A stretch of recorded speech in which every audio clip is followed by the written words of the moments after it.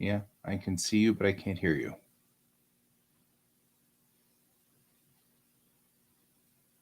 And I know it's not my speakers because there's no little green thingies blinking back and forth down here at the bottom that says that you're getting audio.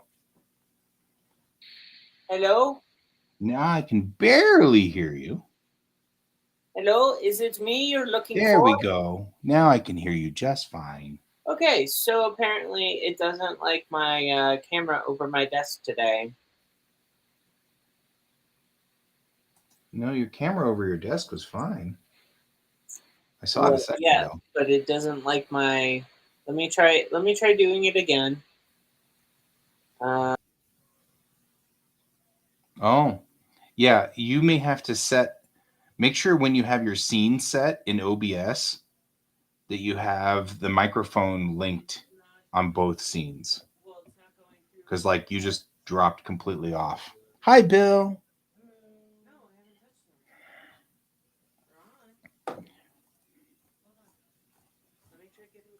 I have two versions of OBS running. I don't know which one's running. Hello? Can you hear me now? Yeah, I can hear you barely on that one. Can you turn up the gain on that mic? Here's the thing: is none of those settings have changed. All right, you know what? I'm just going microphone because clearly that's the only one that's working. Well, the other one's working. It's just working quietly. It's a quietly working one. It's quietly working. Bill is trying to fix it. I was going to say, Bill's there. Okay. Things will be solved. Mm-hmm.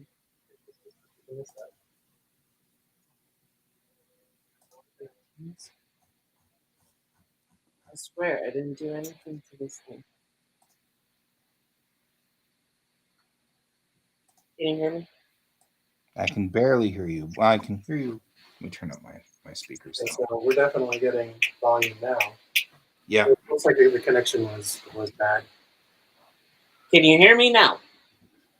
We can hear you just fine. Okay. So I will switch it back. Very Verizon-y thing to say. I am going to. No, it's not what I want. It's this one. There we go. And you want the audio from this thing, right? Yeah, we already fixed that though. Hold on.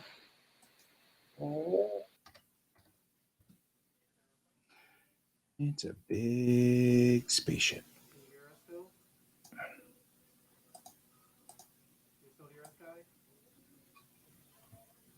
Guy, can we hear you? Yeah, you're really, really quiet. Okay, go back to the internal one there. Like, I heard you yelling. On the thing, go to audio. No, not that. It's the drop down. And go to default. Hold on 1 second. Ish. Okay, so Try it again. Oh wait, I got another bar. Hey, that's better. That's better. Look at you. yeah, hey, look. Okay, I Can you think hear I us now? figured out what happened. All of the audio stuff on their end was messing with our end. Hey, So they're man, automatic. you don't want anybody messing with your end. That's all I gotta say. Well, unless you want Oh to. wow, It's there's an echo consensual. now. No, I had to turn off their internal echo cancellation, noise suppression, auto gain. Yeah, I had to turn off all of that. Noise suppression, auto gain. Okay, Bill wants me to check the echo cancellation feature on Restream. All right, let's see. Yeah, no, no. There's so many values. Can you hear us? I can hear you. Okay. Are we loud? Yeah, you're loud, but also actually it's not bad. There once was an echo, but there isn't anymore. Yeah. So Okay, so we'll leave that one on. We'll leave that one on. All right, let me go over to my desk. Well, that's the only one that'll kill you. All right, well, messages from Bill. Messages from Bill. Have fun. Thanks, Bill. Just so you know, we love you. Just so you know. I just want to point out that Legion Paper, UFO, is not a sponsor of this film. I just Wow. want to test their paper today. I think we're back to the other microphone What do you mean we're back to the other microphone? because you sound really distant now again. Oy vey. You do your thing, and I'll keep doing my thing because I can do it while you're doing your thing. Okay. Okay.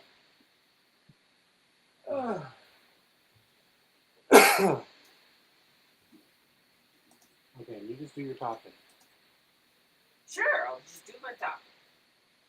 Just know that Bill is at the mic.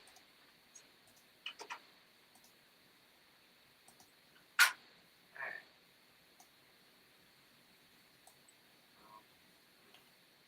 Let's just test out some paper.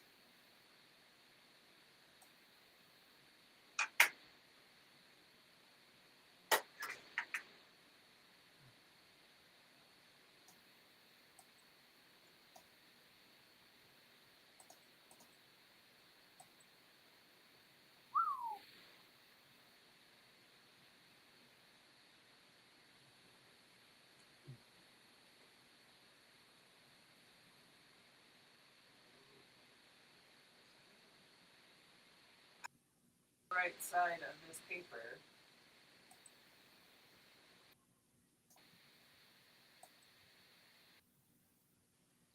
So, okay. This is definitely a paper that you want to handle with clean hands. Any, if not There we any go. oil. All of a sudden, you're back. Woohoo! We can thank Bill.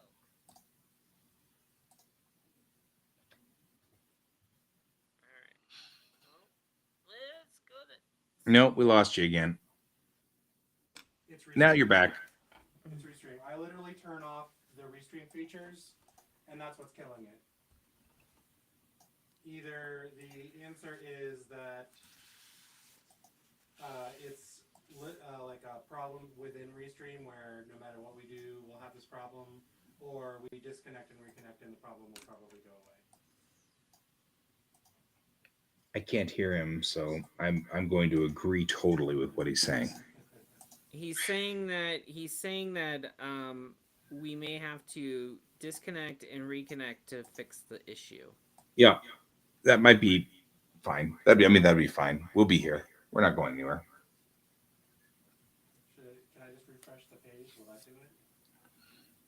I have no idea. All right, well, I'm gonna try. I've never tried that. Tell them we're gonna disappear for a moment. We're gonna disappear for a moment. Yeah, we'll still be here. You can always still use the same link.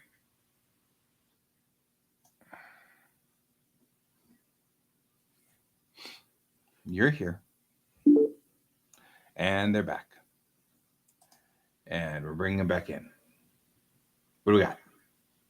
I don't know. Where are Hey, we? oh, look at you. You're right. That's perfect. But I can hear the echo.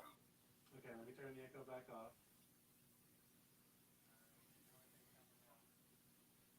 Are you good? Okay, is there an echo still? If you're saying anything, we can't hear it. All right. Is it that you can't hear it, guy? Oh, well, no, I can kind of hear you. That was me turning the echo back off. It turned you down a little, but let me turn you back up on my side. Now try. All right, I'll turn the echo back on.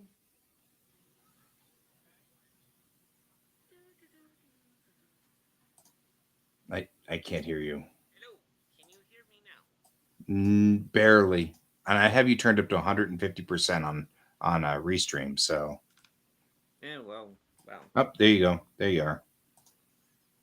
You hear us now? Can you hear Kind of better. I can hear you. Go on ahead and say something else. something else? Yeah. So if I'm running about 5 bars on the microphone, you're running 2. Okay. And if we turn the echo off, we don't have this issue. But then I have an echo. Yeah. That's kind of what I'm catching here too. Restream just doesn't like me today. Restream does not like you today.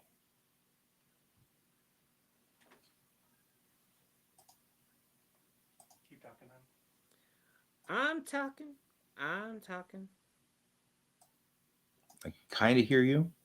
Well, I don't know what else to say. Like I'm trying to talk, but if no one can hear You're me. getting better. Well, Bill's fiddling with everything right now, so. There you are. You're at 5 bars. Ooh, yay! Yay! That's perfect. Okay. So whatever Bill's doing, that's it. That's the number. All right. Well, it seems like Bill figured it out. I hope. Thank you, Bill. Thank you, Bill. You're welcome. As usual, you are awesome. All right. All right. So, if anyone would like to know what the hell I'm doing, I am testing paper. Apparently, you can wipe off watercolors, which I already tested earlier. But the watercolors I'm working with kind of stain. So now I'm like basically trying to see if they'll reactivate the stain. And it does.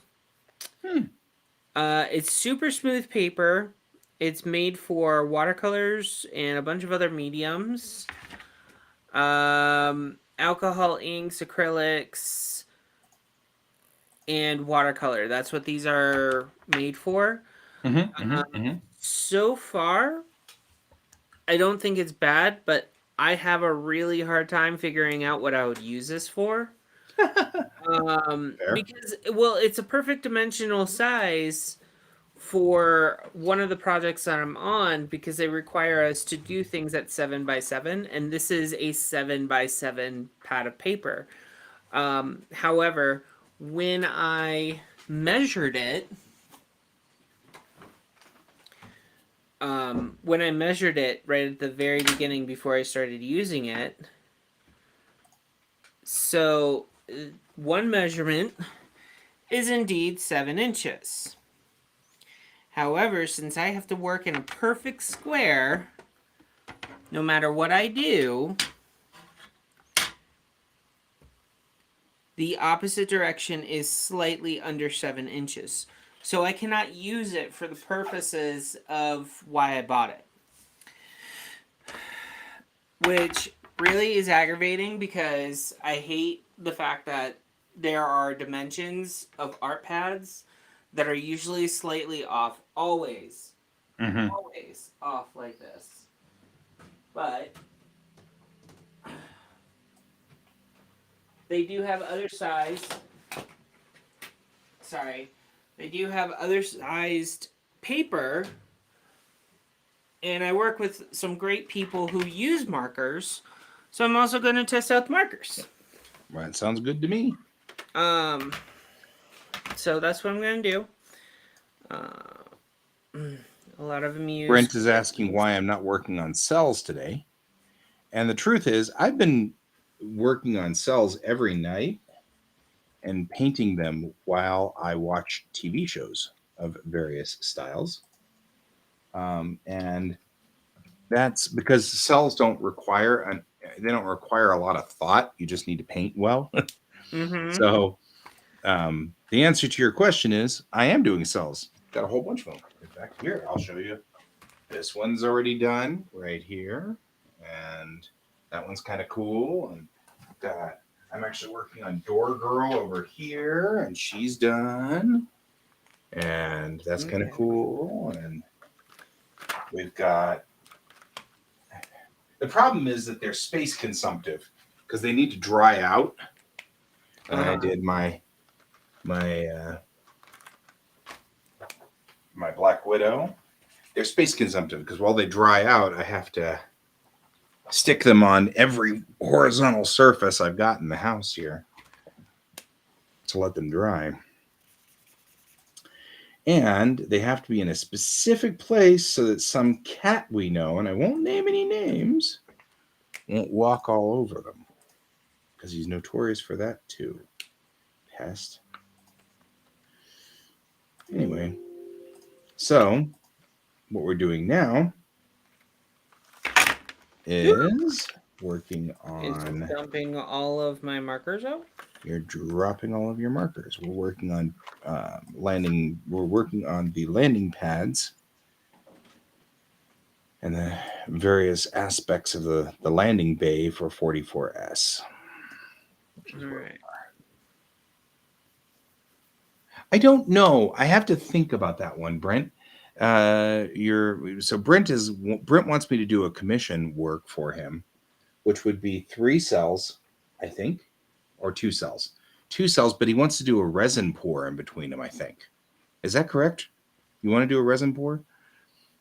I've never done a resin pour. I think it'll be awesome and a whole lot of I fun. actually have done resin pour art. Yeah, I think it'd be a whole lot of fun, but I don't know how to do it. So I need to first pick on people I know, Pepper, who know how to do it. Find out how much complication it's going to be. First, you need a well ventilated area. You cannot do it. You won't be able to do it inside of your normal office that you're in right now. Oh, he'll do the pour. Perfect. Then it won't matter. If he's going to do the You just pour, have to then have to do the layers. I just have to do the layers. That's easy. Right now, what I'm going to do for commission work at the convention is I'm going to be looking at $100 for commission cell work. And the reason is because it takes about an hour to do the cell itself, and it takes about 3 hours or so to do the drawing, depending on how we do it. And so if you think at $25 an hour, that's 4 hours worth of work. That seems like a pretty reasonable number. I'm trying to be not horrible about my time. That was something Alex had me, and my buddy Alex has been chewing on me for that, because he's like, you keep doing this. You keep saying, I'll just charge $50 or $25, and then it takes you 7 hours. And then you're like, but you do that hourly, and that ends up being like $1 an hour. So that's what I'm thinking at this moment. If that sounds unreasonable, give me a holler, because now's a good time for me to readjust that. It's not unreasonable. I don't think it is. I think it's fairly reasonable. Okay. Uh-huh. So I just want to point out one thing so far about this paper that I am not enjoying is normally this set of markers that I'm using right now on normal paper, not this paper right here, but normal paper that I typically use it on, does not smear the ink and marker together. Now, so this is not something I would use for this is something I would definitely have to use colored pencil as the base, and I could not use ink at all on this beforehand. I would have to use it after. But from what it looks like, let's try this. Ink will go over it. However, it also is smudging the marker Right. at the same time. Oh man, this is a really hard paper to work with. However, there's zero buckling on the watercolor end up in this corner over here. Oh, man, buckling's killing me. I know, like, I'm like really torn because this is a very good feeling paper, incredibly smooth, but I can't use it for the purpose that I need at all. Right. Ugh. That's rough. Well, you know what? I tested it. I tried it. I got their smallest model that I could possibly think of Mm-hmm. to test it out. it's a very expensive paper company. It's not like it's not like Canson or something where it's on the cheaper end. It's like this cost like because I had to purchase it myself and they did not like send it to me for free or anything like that. Right. So it's definitely not sponsored, but my honest review of it is really good paper. Really expensive. Really expensive, but it's not worth the cost for my purposes, but it could be for someone else who does other types of work like that don't include ink and line art, or if they just do kind of abstract stuff. So I'm going to actually do one more test, which I haven't really done yet. I'm going to do a blending test on the paper. All right. I'm having problems here. And so these marks that keep popping up right here, those are actually fingerprints. Kruger purchase.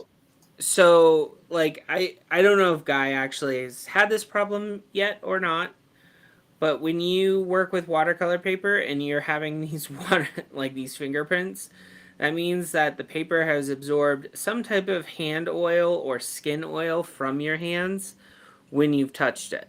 Scoil. Yeah. Not good. So this is not a paper that likes being touched too. So I know is people a like that. problem for me. That is a huge problem for me because I touch my paper a lot. Man, you shouldn't do that in public. But I do. I know. I've been meaning to talk to you about it. All right. However, it blends beautifully on this paper. No, that's cool.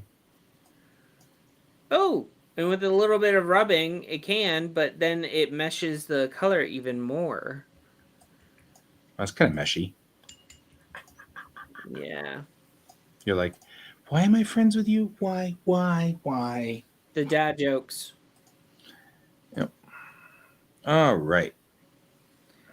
All right, and the colors start moving on their own if you have too much water on the page, which means it's a slow water absorption, which wouldn't be too bad. But let's see what would happen if we decide to do watercolors over the inks. Let's turn off this plane for right now because it's just making life complicated. While I place the floor. Well, if you give the inks proper amount of time to dry, they do better. Well, if you give the inks some time to dry, yeah. But if you go over a place where it hasn't dried, like right here, the little tip point right here wasn't completely dry and it's smeared. So I guess it could work well with watercolors and inks. So that brings it back to workable side. I just can't use markers and inks on this paper. We really, what we should do someday is do a review of things. Well, like go get a number of papers and things like that, because it occurs to me that, I was just thinking, why aren't we using a multimedia paper for this? And then I was like, well, there's a reason why you're doing what you're doing. And I was like, well, of course there is. But now I'm like, gosh, we should do a show on all of these things, Well, I'm kind of technically, this is Watercolor Wednesday. So since if my medium is watercolor, but I'm also noticing one thing. So here's the color that I actually was using over here. Mm-hmm. I lifted it from here, which was great, and I put it over here, and it now looks browner because I went over the line. You know what they say, don't go over the line, man. I know. You went over the line. But here's the deal. The marker completely took the ink off the page. That is weird. Yeah. And then I gave the ink some time to dry, and I put it over that. But I also gave the marker... I did a marker test after giving the ink time to dry. It still took it off. Now, this paper also boasts that you can wipe it off, Mm-hmm.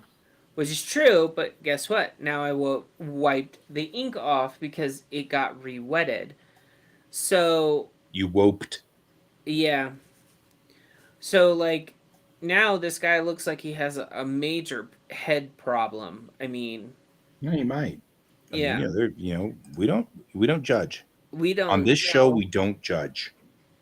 but the ink is smeared. Yeah, like this paper is not going to be suitable for the purpose again. Yeah. So So it has a few more on the I cannot use it side than I can actually use it, which sucks. I understand that.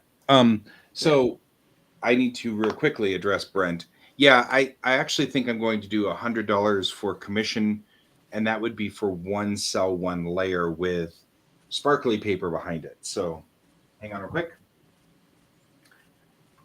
Now for you, I'd be willing to do a couple of layers or whatever because you're Brent and I loves you. But like for example,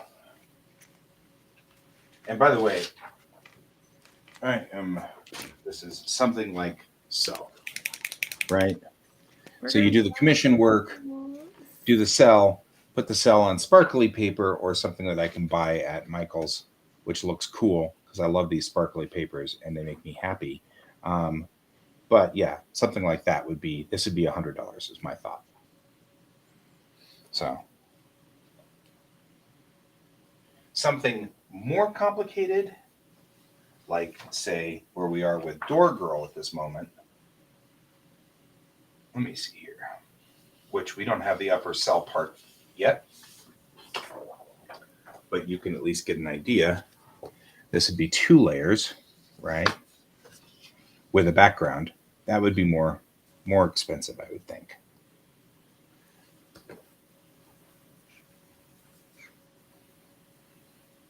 But how expensive? I don't know. That's the other thing I'm gonna have to think of. I mean, if it was just flat, $100 per layer, then you want 3 layers, it becomes $300, and you're like, wow, that's super expensive, But on the same token, I mean, this front layer here and this back layer here took about the same amount of time, right? I mean, it's not like this front layer, which is just a frame layer. I don't know. Something to think about from the people with me. Maybe I will have bus type cell and ship cell and maybe what I will have is some kind of preset frames that are already built, already drawn, and you can just pick from a couple of those and stuff. That might not be a bad idea. You never know.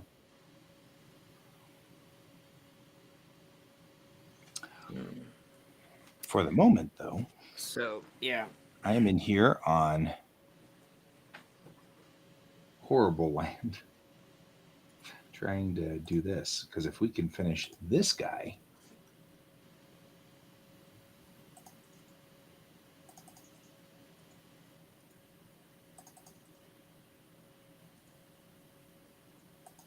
Oh, that's where the other Polaris went. I wonder I can't find it. Like, where's Polaris? Where's the Polaris? Does anybody know? What is this map? I always use this app to open. so I also wanted to show something else. No. Yes. All right. I got my review out of the way, but now I have this wonderful Planet Comics. Public domain character in comic for the series called Gale Allen and the Girl Squadron. So this is her full series from Planet Comics. Oh, that's cool. But what I find interesting, here it is. Mind you, this is a very old comic. Very old. Comic, but they have basically women rescuing men in it. That's kind of cool. And when, like, basically down here, like, one of the lines the woman says, who said the weaker of the sexes? You know, actually, that's a guy to a girl. Stuff like that. I dig it. It's my kind of stuff. So, yeah, I actually got this because I've really liked these characters, and I just want to kind of draw something like in honor of these characters, but I also want to update the characters a little. But she was never drawn the same way twice. Like in this one, she looks much older than she is because she's supposed to be in her early 20s, and they drew her like she's 40. In this one, it's kind of the same way, but then the face is different altogether. The face is different. Oh, Yeah, like there's a lot of like I'm noticing that there's a lot of inconsistency with this work because again, here she is and now she's blonde, whereas before she was a brunette or a redhead. I've seen that a lot. Like, Yeah. they do this weird stuff where they're like, I don't know. I was like, I mean, I know it's supposed to be futuristic, but yet here's a third face of her. You know, I don't know if they're trying to say like, you know, she needs to dye her hair a lot, but this is also at the point of the comic where she's wearing her and the women underneath her are basically like wearing nothing, almost next to nothing.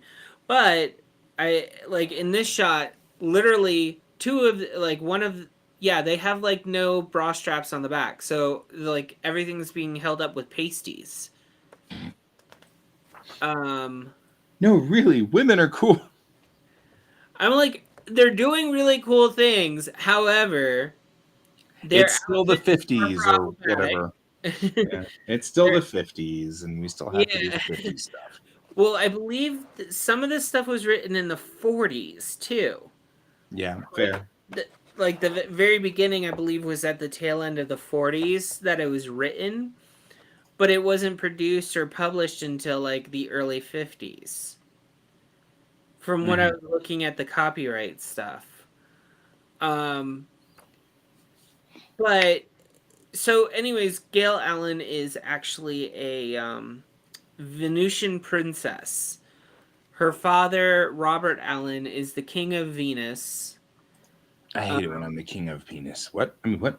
Yeah, well, yeah, he's the king of Venus. I'm just saying. Oh, look, early renditions of what we would now know as the basis for Superman, right here. Except Superman was earlier than that, so that's probably unless that's 38.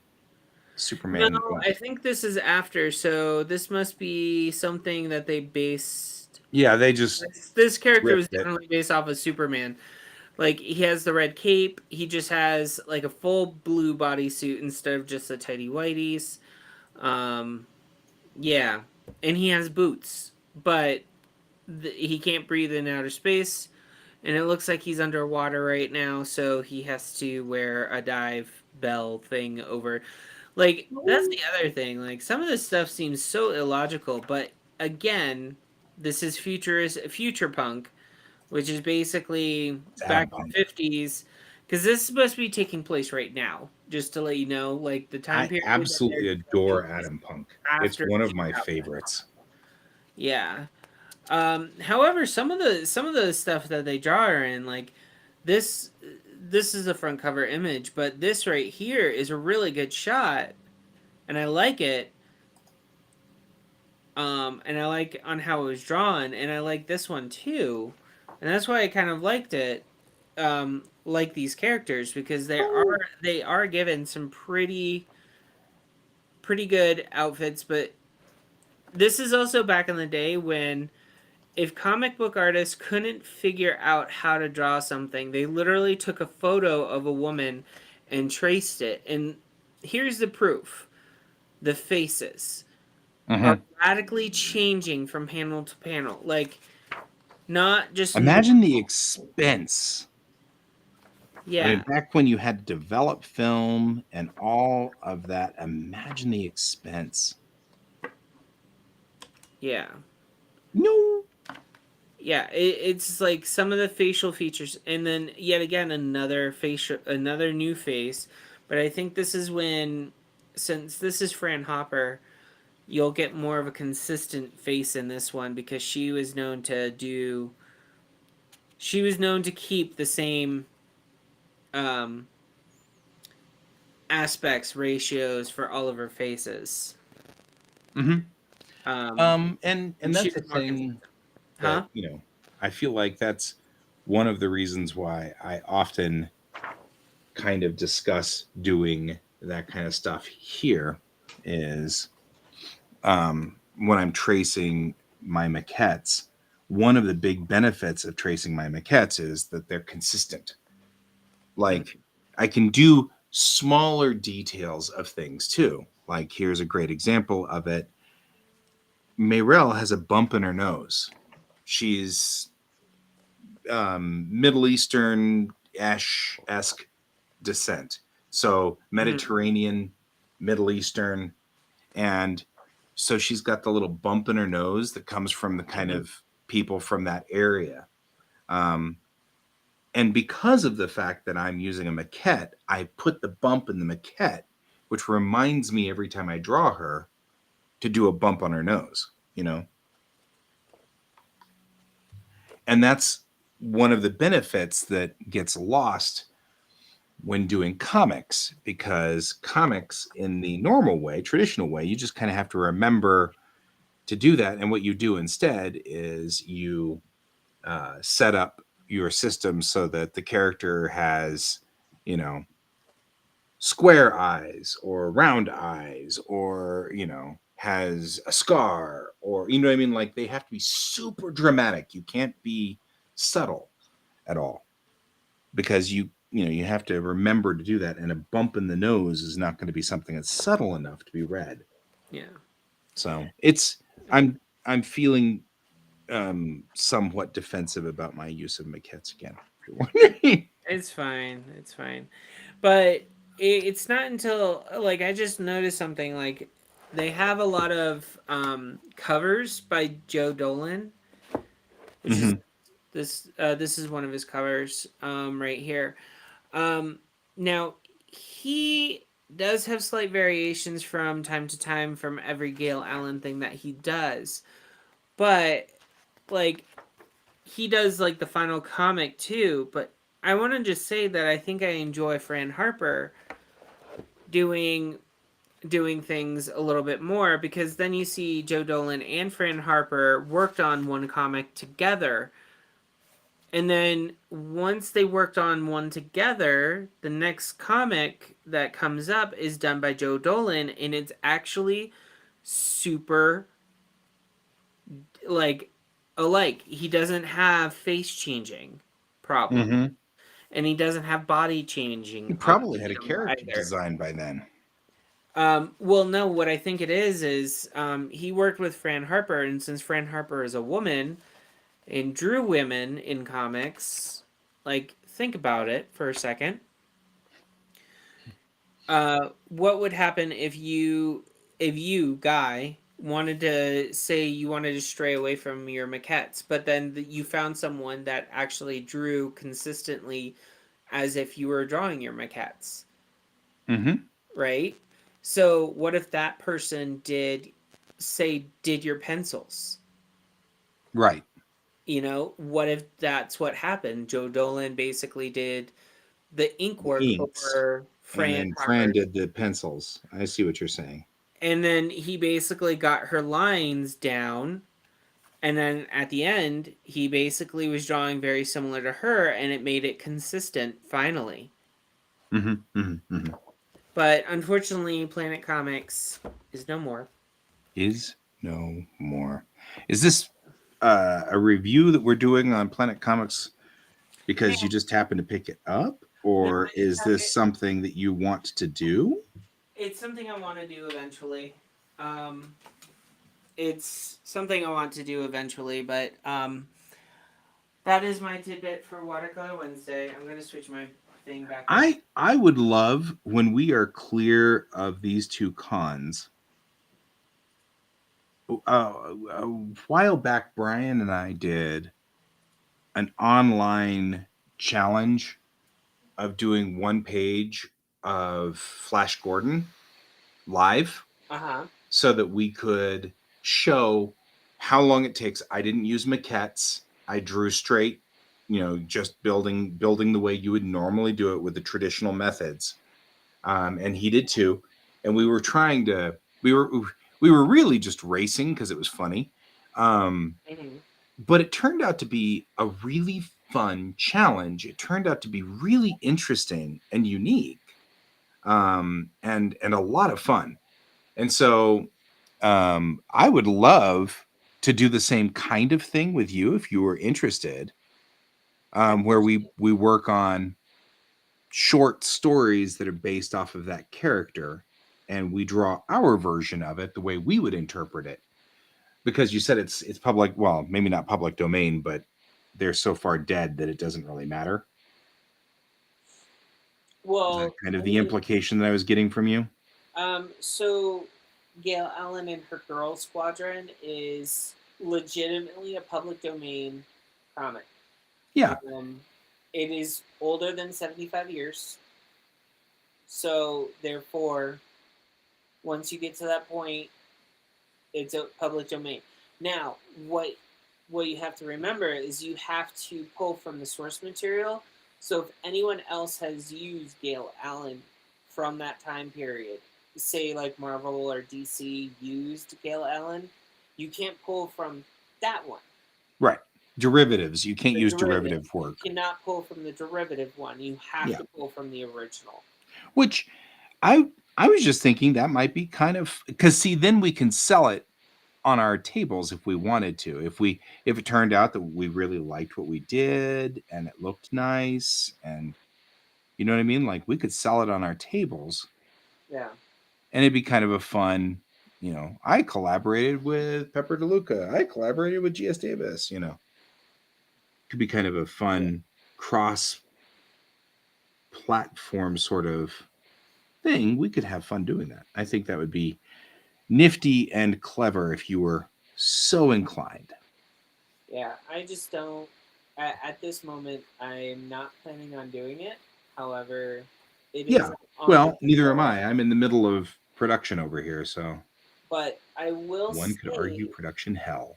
I will state that I am writing comic strips, and one of the comic strips I wanted to do was based off of Gail Allen in her Girl Squadron. Sure. So, since I wanted to do that, that was the whole reason why I picked up this book.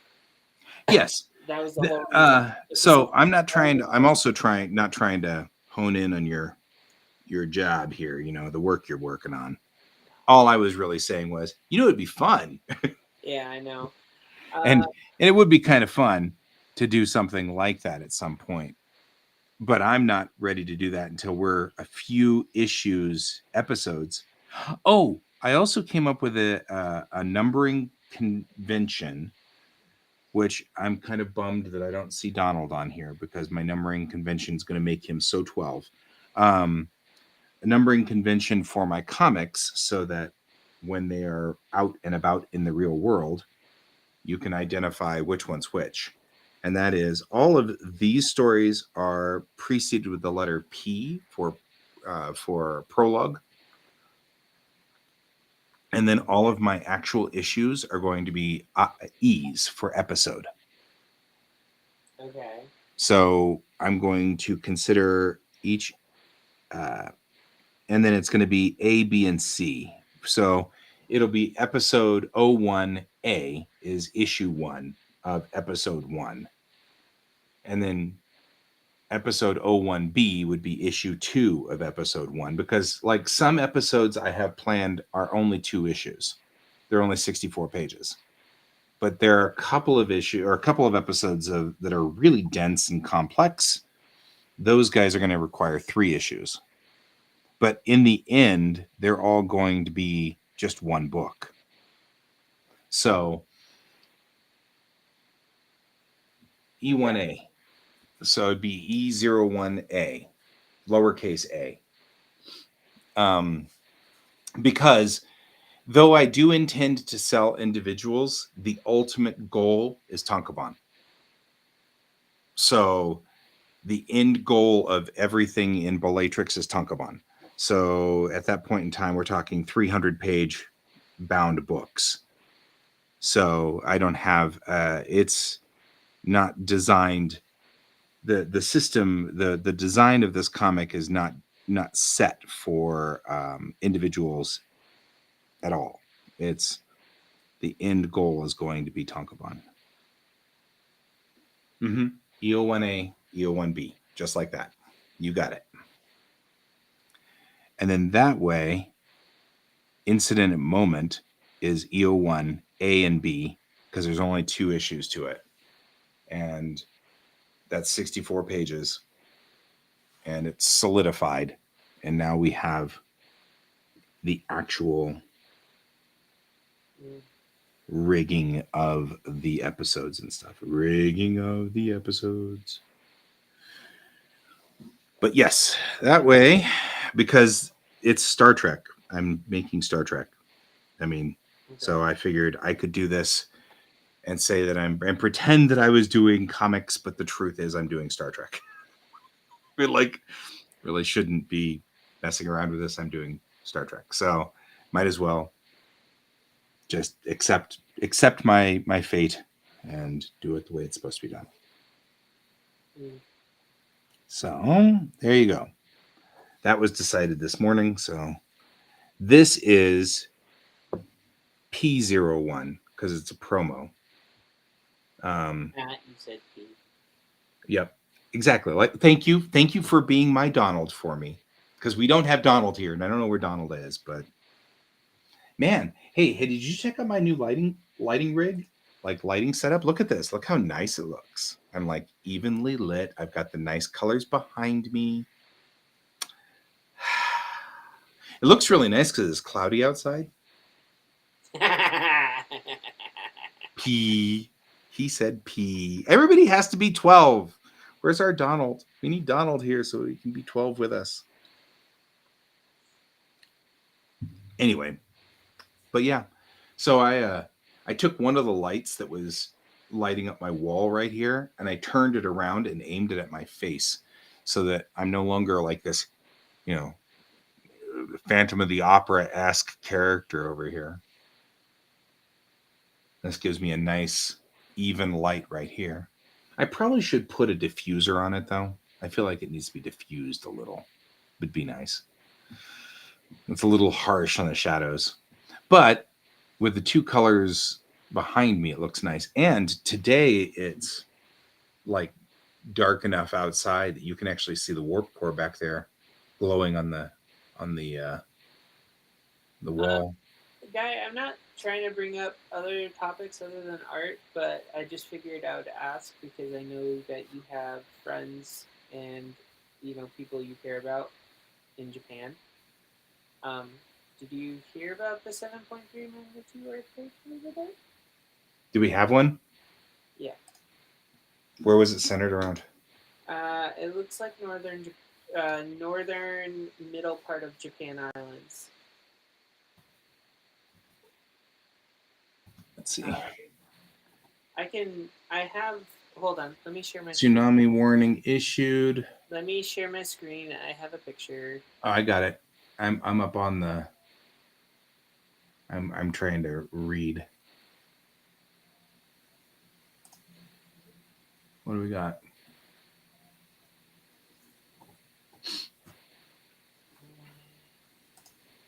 This must have just occurred.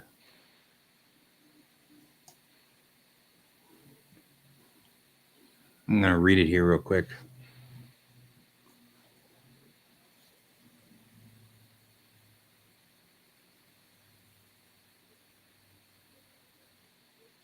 Oh, okay. Near Fukushima, yeah. Yeah. But it's north. Okay. It's going to hit, if the tsunami hits, it's going to hit in Sendai again. Like, that's what we need. Well, I'm just going to send this to you privately so that, because I don't know how to translate it. There you go. Yeah. That's the information from Twitter that's being posted right now. Yeah, that's where I am right now. I'm actually on the Japanese Meteorological Society, and we're reading it over here on mine. Yeah, let's see what you've got. Same thing. Oh, different time. Yeah. No, same thing, same time. 23 hours, 36 minutes. Why are you saying approximately? God. I don't know. I don't know what it Not- says. It's all. Not you. Not you. I'm reading it, and I'm reading it, and it's saying approximately, and I'm like, that doesn't look like that's approximately. It looks like you're down to the second here on this strike. So they've lost power in Tokyo. Looks like they're implementing emergency shelters. They're saying go to emergency shelters. Kankei na basho ni. So they're saying, yeah, they're saying go to emergency shelters. So they're putting out emergency warnings.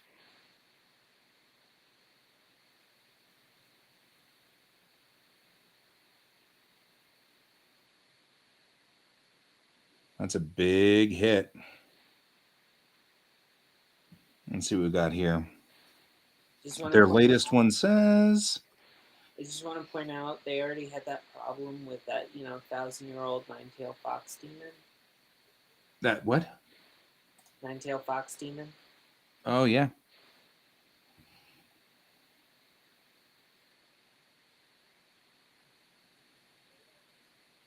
I'm going to follow the Japan Meteorological Society.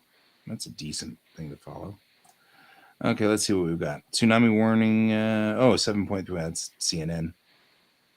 Oh, video. NHK's got video.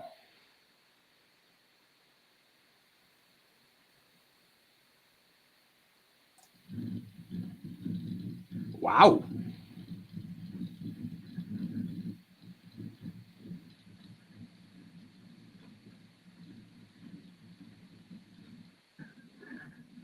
At the airport, that's Narita. No, it's not. It's Sendai.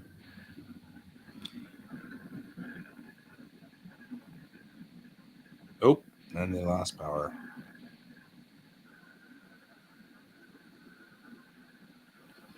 Those flashes are transformers going out. Mm-hmm.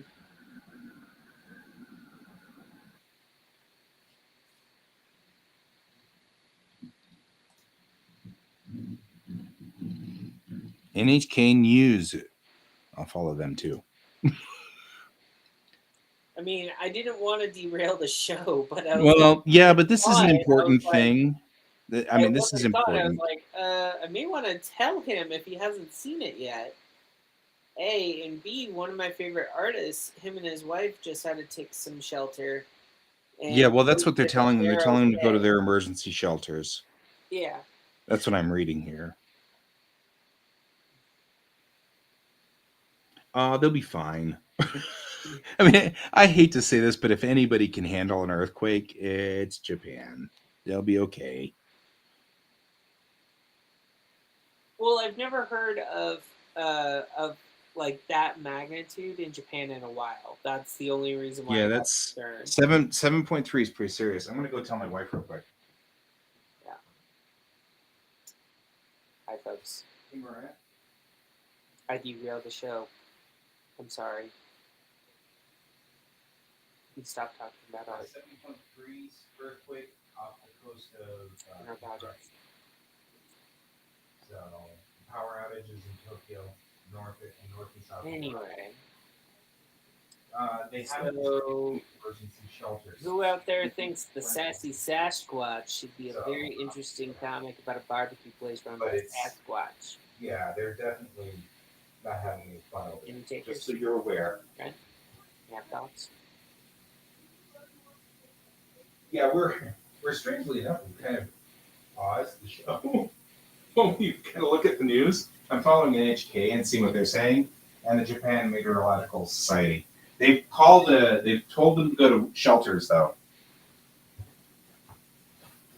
Thank you for alerting me, Pepper. Yes, I know we've derailed the show a little bit, but this is important to me, so it's worth pausing so I can read the news. So while you were gone, I was just like, does anyone think that the Sassy Sasquatch, a comic strip about a barbecue place is run by Sasquatch, be a good thing? Because I actually have 1, 2, 3, 4, 5 comic strips to still do, to still write. And then this project will be put on hold until I can get other shit done. Sorry. Right. Stuff. I said stuff. But I can actually probably share. Hopefully this will work if it will allow me to do that. So it's looking, well, hey, look, this automatically translated. How nice of it. You can leave it in Japanese. It's all right. I can read I'm not Japanese. allowed to. I'm not allowed to. Well, I can put it in English real quick so we can. I've never been to Takajo, but I've been to Miyagi Prefecture. So it looks like it's mostly in Miyagi Prefecture, where they're putting the highest warnings on. I am having a really hard. Anyway, I'm going to put it back into Japanese because if I leave it in English, it'll automatically translate all pages into English from now on. And so I know that I need to put it. So, Natori. Wow. Oh, Yamamoto. Oh, man. Like, never been to some of these cities, but I have been to others of these cities. I'm going to put it back into Japanese. Otherwise, it'll automatically translate from now on. And I don't want it to automatically translate. Fukushima Daiichi is not an issue. It's a long story, really, really complicated long story, but Fukushima Daiichi is a non-issue. So don't worry about that.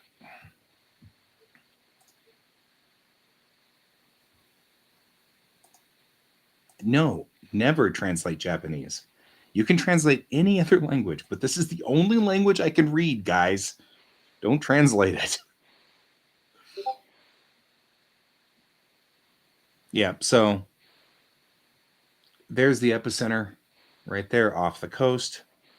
Looks like it was 4s in the prefecture and a 3 here.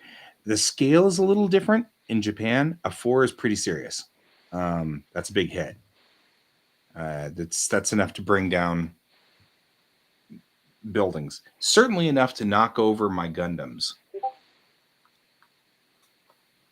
You heard that story, right? I had a Gunplug Gundam that sat on my TV, and if it fell off the TV, that was when I took cover. If it didn't fall off the TV, then I just kept reading. That's how I knew the difference between an earthquake that I probably should have done something about. But it looks like it wants to say it's a 5.6 out to sea in Japanese terms, which is about a 7 something in everybody else's terms. I do apologize, folks. I'm having someone question something that for work purposes. Just trying to clear it up right now. So what we just saw was video out of Tokyo. Except that wasn't out of Tokyo because it was a 1 in Tokyo, because that's what they're saying here. Tokyo, in the Tokyo prefecture area, it was a 1.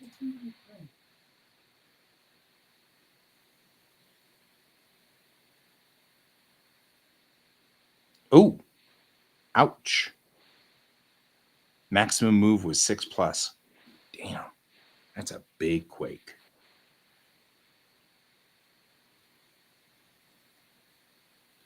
And only minor disruption in the JR line. I guess that doesn't surprise me at all. I do want to point something out for you guys. There is I don't know if you want to do this or not, but Source Point Press is doing a anthology contest, I think. Who is? That's what it's called. Source Point Press Uh-huh. doing a horror anthology called Dandy Presents Penny Dreadfuls. So it's going to be more or less like set in the Victorian era. Or the stories have to be set in the Victorian or Victorian-esque era. Now, I do know that they are asking for LGBTQ creators, but in their whole entire thing, it says it would be preferred, but that they were, but it doesn't necessarily have to mean that every single person Fair. on the team is LGBTQ. So I didn't know if you wanted to try to do something with any of your plans. Oh, maybe. I'm gonna. Like, I mean, I'm seeing like what to submit right now. So 6 plus. They're upgrading it. Yeah, look into that, and I'm going to listen to this real quick.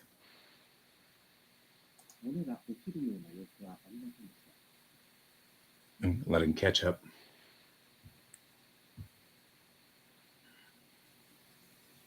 Sorry, guys, we're broadcasting live about a earthquake in Japan, which is so.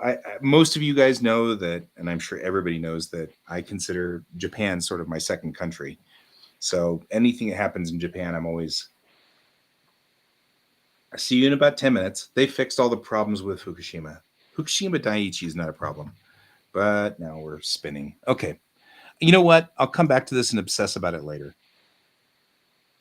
We'll get back to work. it's fine. If you want to obsess, it's fine.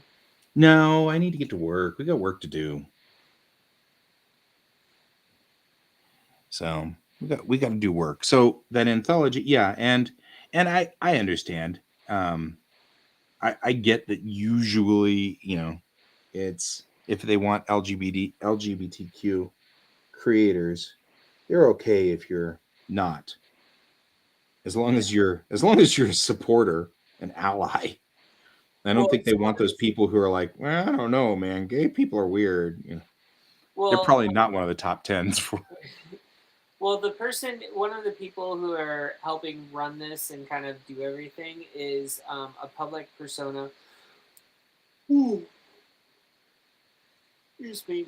A public LGBTQ persona person type deal. Nice. Called Dandy of the Lavender Society. They dress up in Victorian era clothing and talk about stuff that's from that time period. Sure. But like this is supposed to be an anthology of horror for queer creators. So, that's cool. Yeah. I dig it. I unfortunately just don't know how to write horror. I mean, I guess I don't know. I mean, maybe I could. Well, I mean, it's a horror story, so like you have to understand, like, there's the parts about horror writing that is very indicative of a lot of things, and some people they don't like writing it because it goes into parts of society that a lot of people just don't really like dwelling in. Oh, I don't actually have a problem with that. I just don't know if I'm good at it. You know what I mean? Like, that's my biggest problem is I probably am not good at it. Yeah. Um, You can. It also says like you don't have to have everything finished. What they require is basically a script for 6 to 8 page comic story is preferred, but story outline is also acceptable. The names of the entire team, and like basically who's doing what.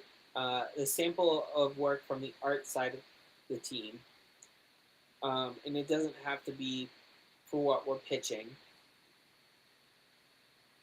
And then we just submit through the Dandy Presents Penny Dreadfuls. That's all.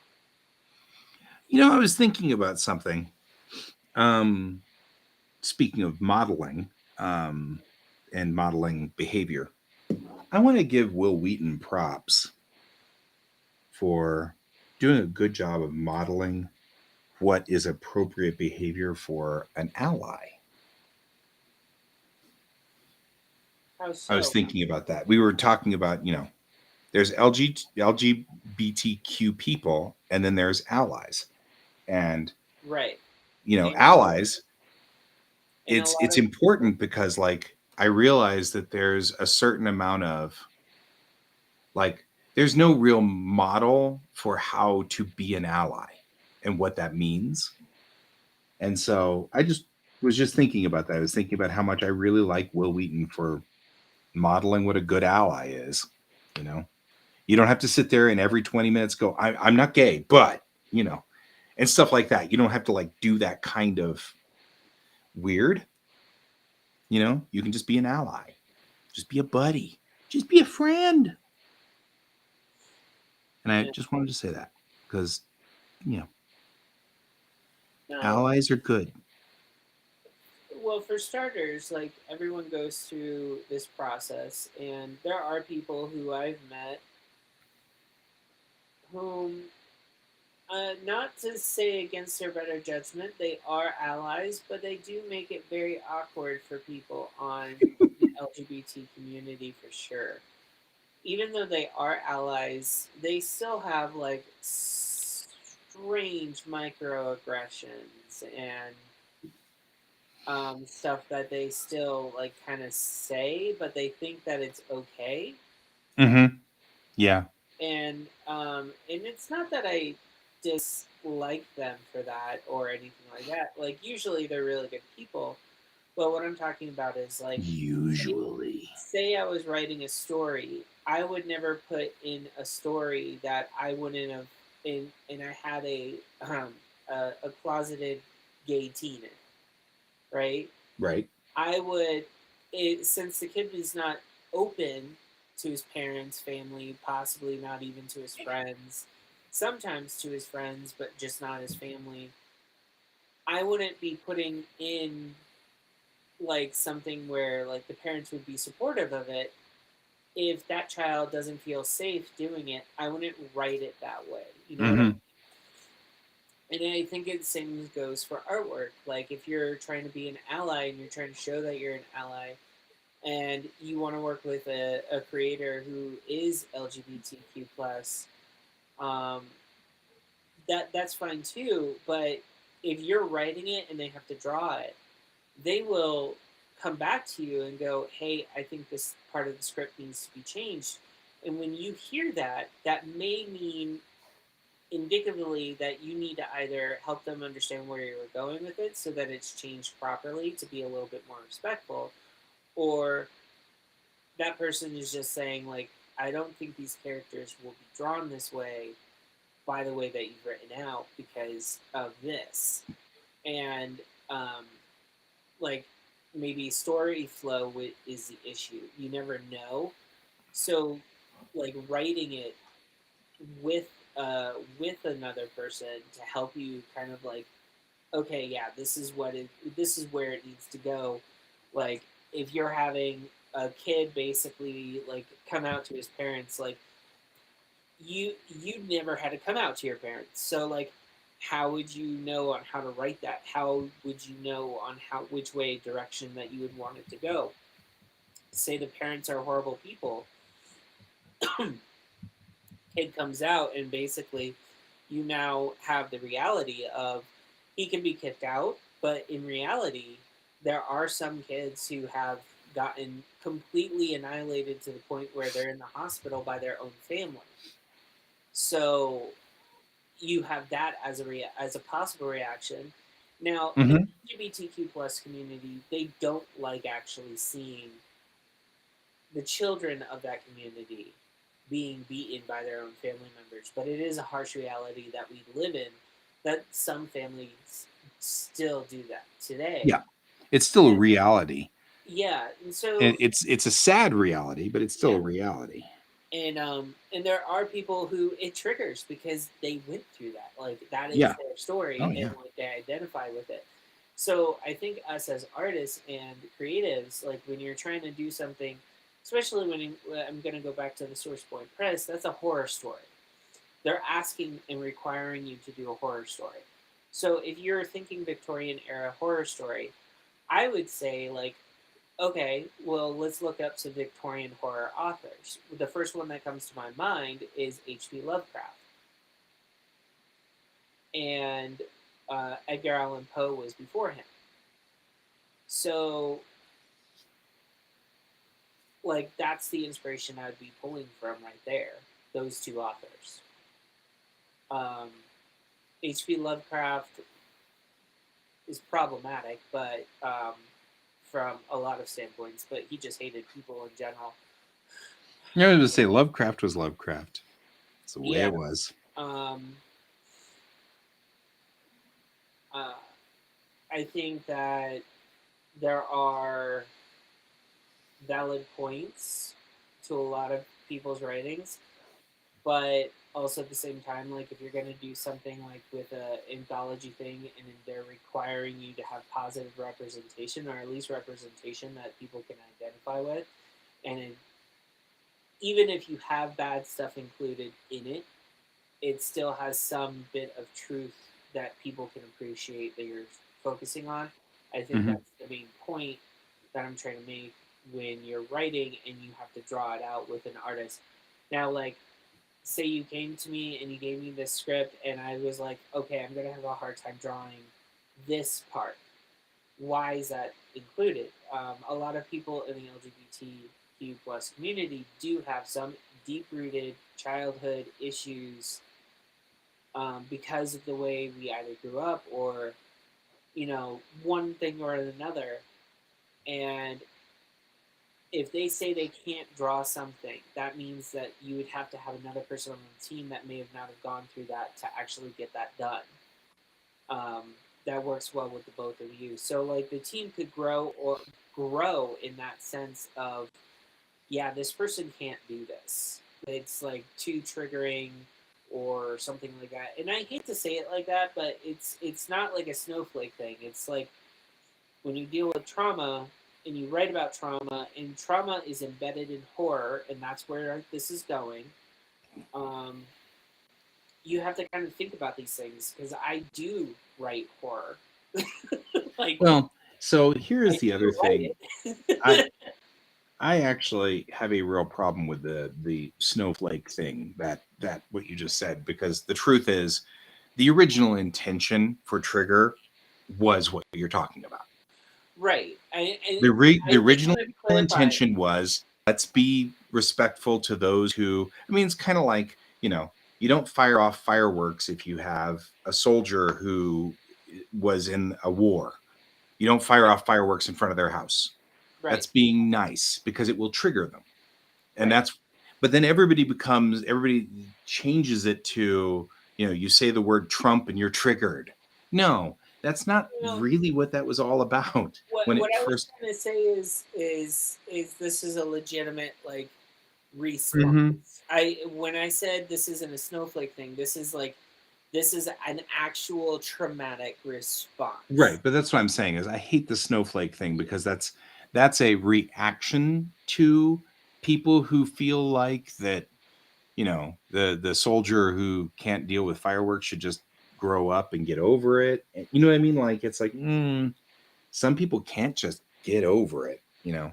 And they're like, well, you just triggered by Trump. And I'm like, that's not what that's for. You don't use that term for, you know, I don't like political arguments against my political ideology or whatever. Yeah, that's not what you use the word trigger for. So, anyway, sorry.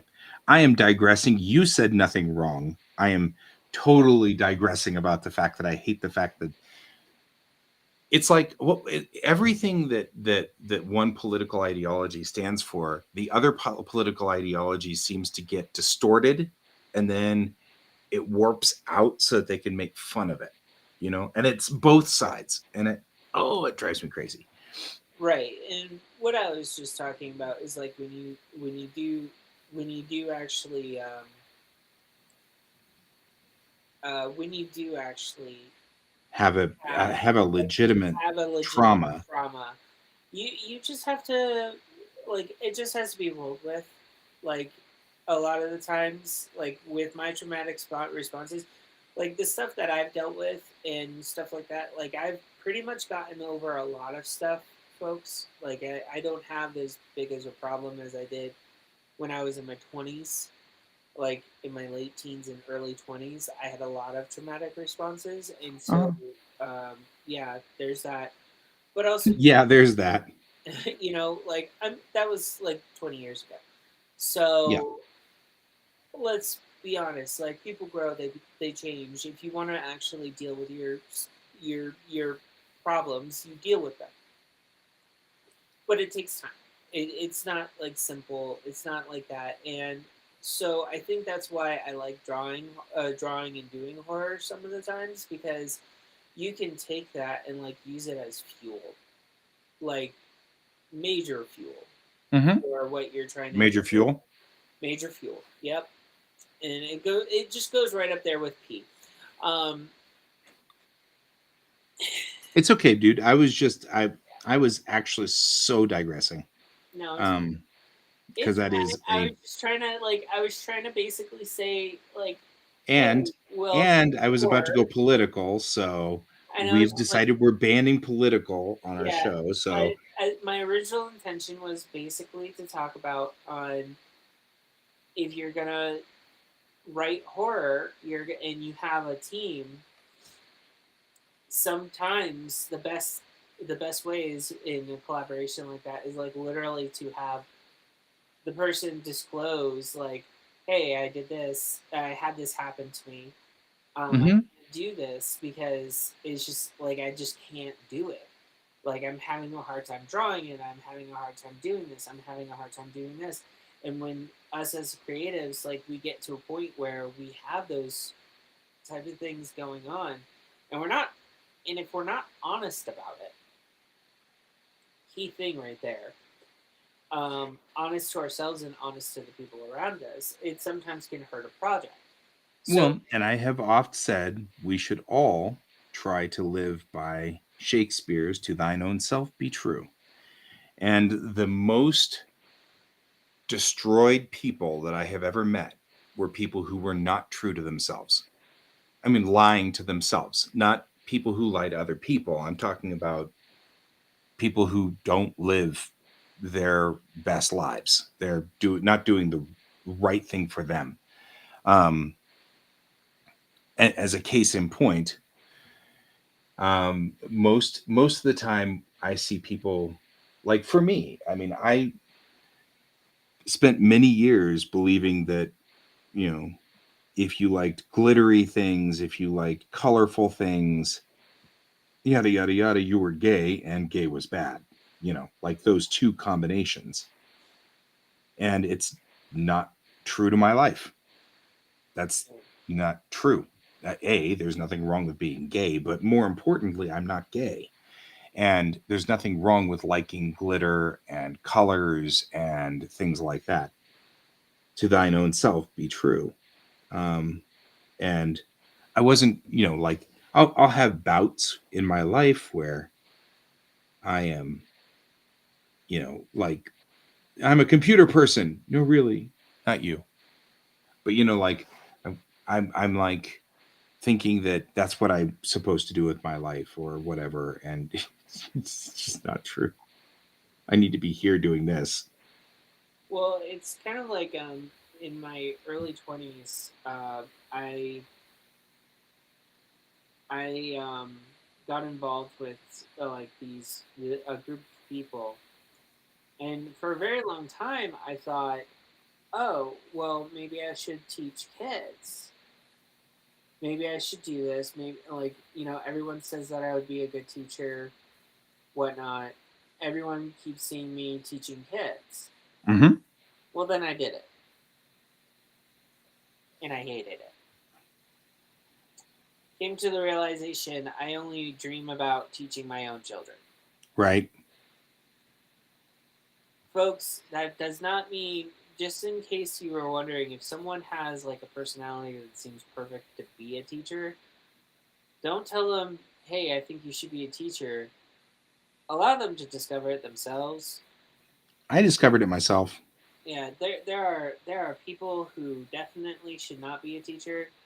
Um, yeah, I am one of them because I think corporal punishment for in schools should be coming back. Should come back. Yeah, you don't need to be a And teacher. yeah, I don't think I that. love you, but you don't need to be a teacher, my friend.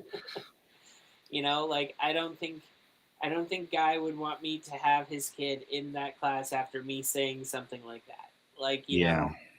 I no, I and to answer anyone's questions, I did not hit any children, Of but I course was not. You damn didn't. close. You would have been bounced out of wherever. Yeah, I came damn close to doing it. Now, mind you, I also was working with someone in the classroom. So it wasn't just me singular teaching. This was me teaching alongside someone else. And I still felt like that. Like Mm-hmm. that is a very weird response for someone who everyone like was like, you should be a teacher. And I'm like, no. Yeah. You know what? That's the other thing. If you're not supposed to be a teacher, don't be a teacher. If you're not supposed to be a parent, don't be a parent. Whatever is the story, if you don't feel comfortable doing it, don't do it. Yeah. It's always been my feeling on this one. To thine own self be true. Yeah. But also, I think what it also boils down to is the creative side of aspects of things. Um, I like creating stuff with children. Like, I like the aspect of like sitting down with a single child and like doing stuff. Mm-hmm. You know, I'm not saying that I'm like completely heartless because obviously I want to adopt a child. So it would be kind of weird of me to sit there and say I'm I'm cruel and going to adopt a heartless. child and then essentially like not be okay with it. Um, but anyways, this is digressing. Yeah, I was gonna say, we got to get you.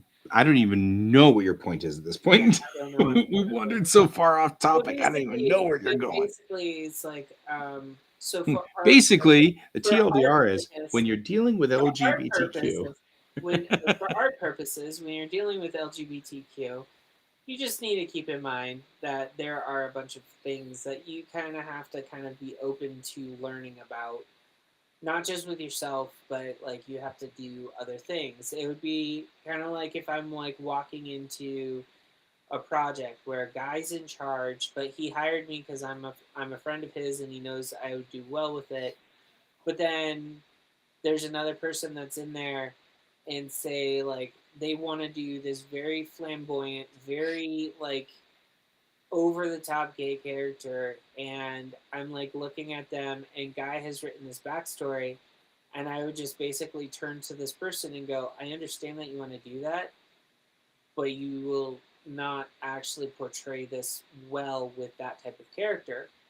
And if they had a problem with it, I would just go, this doesn't sound like anyone I've ever known in the community. And they're still like upset about it. then that would mean that that person and me aren't seeing eye to eye. But if they sit there and go, well, I'm an ally, and I'm like, my response would be, then why aren't you listening? Like, there are problems that can still arise from working with others when it comes to that stuff. Just like there's problems, like, say, Guy was reading something about someone who went back and forth between Texas and Colorado to the same areas that he did when he was a kid and as an adult. And they wrote something that basically Guy was like, no, that would never happen. Guy would have a problem with it. I don't know what that would be, but that's Guy's problem, not mine. Well, no, I mean it is the same thing that we run into for everything. Yeah. I read a lot of people who, they talk about parenting a kid, and I can easily see that they never parented a kid.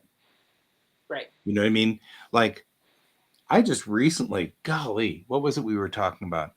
I remember before I had my kid, reading about a foster home where the mom had put a lock on the refrigerator, and everybody was horrified, and including me. I was like, oh my God, what were they thinking?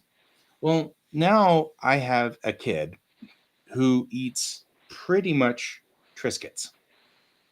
That's it. Mhm. So he'll come home, he'll stuff himself stupid with Triscuits. And if not Triscuits, he'll find something else he'll eat all the bread, or he'll eat all the tortillas or whatever, but no proteins, no vegetables, just loaded up on carbs and sugar. And Yeah. then when dinner comes around, he's too full. Yeah. So he only eats like one bite of meat and one or two vegetables. And then he's too full. And so I'm sitting there going, golly, I'm thinking I'm going to have to start locking up our food, because if you're not watching him every second, he waits until your back is turned to eat everything downstairs like a locust, but he's only eating the carbs and the sugar. And it's like, and so like, I'm like, finally, I'm starting to understand what I mean, that was still excessive. However, I'm starting to at least understand where that person was coming from. I mean, my mom had four four four children. Yep. Right? Yeah. It's So it's just one of those we all things. kinda In that that instance, way. though, I could see all the people in that thread. All those people didn't have kids. Everybody who was complaining about it didn't have kids. Because like, as a parent now, I'd be like, well, that's probably excessive, and I wouldn't do it myself. But at least I now have had an experience where I Okay, can kind so of here's where I'm going with that, grasp it. because I'm actually kind of on the kid's side of this. I'm not talking as a parent, but I can understand why a parent does it, especially a foster parent. Right. I'm not even talking So, about foster parents, just a parent in general. yeah, okay. So, me and my siblings, we had weight problems growing up. So there were times where my mom basically threatened to put a lock on the refrigerator Yep. because she thought food was the issue. Right. So there is that. So there are people who are like, they have children and they're eating their feelings instead of talking them through. Right. I eat That's my a thing. feelings. That's definitely a thing. That's a thing. And I love that phrase, and I'm stealing it wholeheartedly right now. I have Okay. stolen it from you. There you go. Okay. It's stolen. Just All consider it gone. So here's the other thing. My mom had 4 different children. Okay. So all of us have some type of weird relationship with food now as adults. Mm-hmm. Either having no urge to eat sometimes, or eating out of boredom. Yeah, that's a thing too. But also at the same time, like, once, from a kid's perspective, um, in us growing up, sometimes we had to go to someone else's house just to eat food. Like, I'm talking like my mom would like we would be at our grandparents' house and there was no food at my mom's house, so we would like basically gorge ourselves at our grandparents' house, and then we wouldn't be hungry at my mom's house because we already ate. Yep. And the good thing about that was we knew there was no food at my mom's house, so that we already ate, and so we were trying to be polite and do it there. But like me and my sisters, like we've actually discussed it. Without our grandparents, we probably would have starved a lot. Um, and You know, you have food scarcity issues, which that's a different story. yeah, and then but also with going back to it's a foster parent. Here's the deal with some foster kids, and this is coming from a place of having to look at caring for children that are in the foster care system, Mm-hmm. because that's what you have to do when you're looking into adoption. um, there are some kids who are coming from environments where food was used as a reward system. So if you were a behaved child, but the way that the discipline worked was if you were a bad child, you never got food. So in their mind, if they are not getting food, they're bad children. Right. The TLDR on this is So there are a lot of people who have problems with food, yeah. like issues with food. But the point that I was trying to get at, which we've wandered way off into a rabbit I'm hole, sorry. the point that I was trying to get at is it's the same thing. You were trying to say, you know, somebody who drives through Texas, it does drive me absolutely bonkers, by the way, when shows get Colorado wrong or shows get Texas wrong.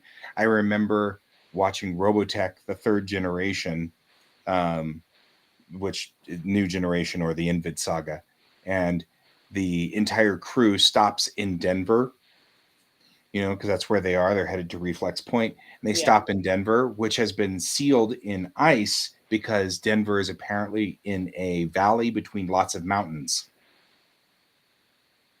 And I was like, okay.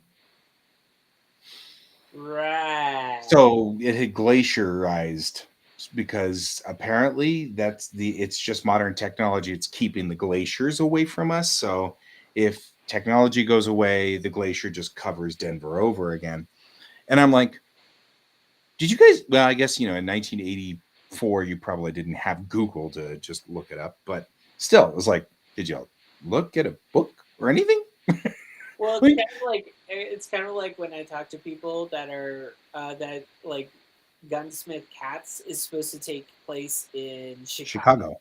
Uh huh. There are people who have read Gunsmith Cats, and they literally will say that's not Chicago. No, it's an That's like, idealized Chicago. yeah, it's Um, and which is so weird because Sonoda Kenichi is notoriously detail oriented, and I'm surprised that he gets Chicago wrong, because that he's notoriously detail oriented. And the funny thing Um, is I read something where he like literally came over before doing like the Bean Bandit and Gunsmith Cats and all of that storyline and all the interconnecting stories. He like stayed for like 3 months in Chicago before writing and doing all of that stuff. he's like, what was he paying attention to? Like, but I think what it is like he took the good parts of Chicago that he wanted to do and Right, then it's an rejected idealized that, version of which Chicago. yeah, that is that. Well, and another thing is like, Oh, and you're okay. saying they get Kansas wrong. Um, the other thing that is always sort of a thing is that we also kind of have to remember that when you live in a place, you see all the dirt. You know what I mean? You kind of live here long enough, you start to see all the cracks in the facade, and it doesn't matter where the place is. Like I lived in Japan, which as a younger person was an idealized place for me. But looking at it, you know, living there actually kind of burned me out of anime for a while, because anime is all idealized. And they're idealizing their own cities, you know. Now, Japan is extremely clean. It's a very nice place and everything like that. Um, and no, I mean, I'm not stupid enough to think that everybody has superpowers or something like that. That's dense. But it is interesting that one of the big shockers that I went through was being in an actual Japanese school, that they're just normal kids. That was so weird, because you don't see normal kids. They all have in their shows, they all have like these really interesting Japanese spins, almost like these are idealized. If only the kids would act like the adults, sort of spins to them. And the kids that I had were just junior high kids. You know, they had crushes on, you know, movie stars, and you know, we had to deal with them sexting each other for a while there. That was pretty uncomfortable. Um, you know, but they were no different really than our American kids. They were always trying to pull a fast one on us. They were, you know, it was just like, and it was, I think what it boils down to is differences in culture. That's like an assumption that things are going to be different, but eventually when you're dealing with children, you always I want to say this like without a doubt, children will always be children regardless of where they come from. well, yes, but that's what I'm saying is the perception put forth by anime and manga is that the children are different. Like they're very different culturally and everything, when in reality, they only spoke a different language and wore funny uniforms. But other than that, they were, you wouldn't have been able to tell that they weren't American kids. You know what I mean? It's kind of And like it's kind of like when my grandparents they went over to what was it? They went to Ireland one day. one day, One day, yeah. it was a very fast plane. Vroom, we're in Ireland. Vroom, we left. 16-hour flight. Yeah, Went I know. there, got back onto the plane, left. You know, Yep, no, they are actually there for like a few weeks. sure. And what they were when they came back, they basically were like, all the kids there were exactly like our grandkids, you know, and then blah blah blah. And I was just like, you do realize that we're predominantly Irish, right, Grandpa? Well, but yeah, but I think that that's not what we're talking about. No, but When we what I'm put, saying even is, if you think, if you thought that every school was 90210, oh, good lord, no, right? Right? I mean, that's what I'm saying. It's like I grew if up in we were to Florida. start thinking that American schools are all 90210, then Well, you kind of get yeah. an idea of what I was having a culture shock of, right? Mm, Um, honestly, though, I ever like my experience and your experience, like you went there and worked there. Got it. My experience, I had people from there tell me about it. sure. And there's a big difference when someone's personally experienced it as a student versus someone as a teacher. And especially like the student has one perspective, the teacher has another. Yeah, but I think you're heading a different direction than what I'm saying. Because I'm not talking about that. What Oh I'm, no, I had Japanese friends in college that literally pointed out that school life is not exactly like anime. no, I know. So, That's not what I'm which is talking what I about. thought you were getting at. No, that's not, yeah, because that's, I'm talking about something it's similar, but I'm having a hard time conveying the point. It's my fault, not yours. I'm having a hard time Okay. conveying the point. Um, and that is, I think everybody puts out an idealized version of a thing. It doesn't matter what the aspect is. Kenichi Sonoda put out an idealized version of Chicago. That doesn't necessarily mean it wasn't Chicago or that he didn't do his job. It Yeah. means that people who lived in Chicago have gotten all kind of used to the dirt and the grime and the nasty and all that stuff, and then said, why didn't he put that in the comic? Well, because he saw it and then said, you know what? No. So it's kind of like the same thing as what Um, we see in anime when I we I don't see. I don't know about that because I've read Gunsmith Cats and I've read The Bean Bandit and I've read all of the stuff that's connected to it. He does the dirt and the grime too, but he also But it's well his version of dirt and his version grime. of dirt and grime, yeah. It's But his version.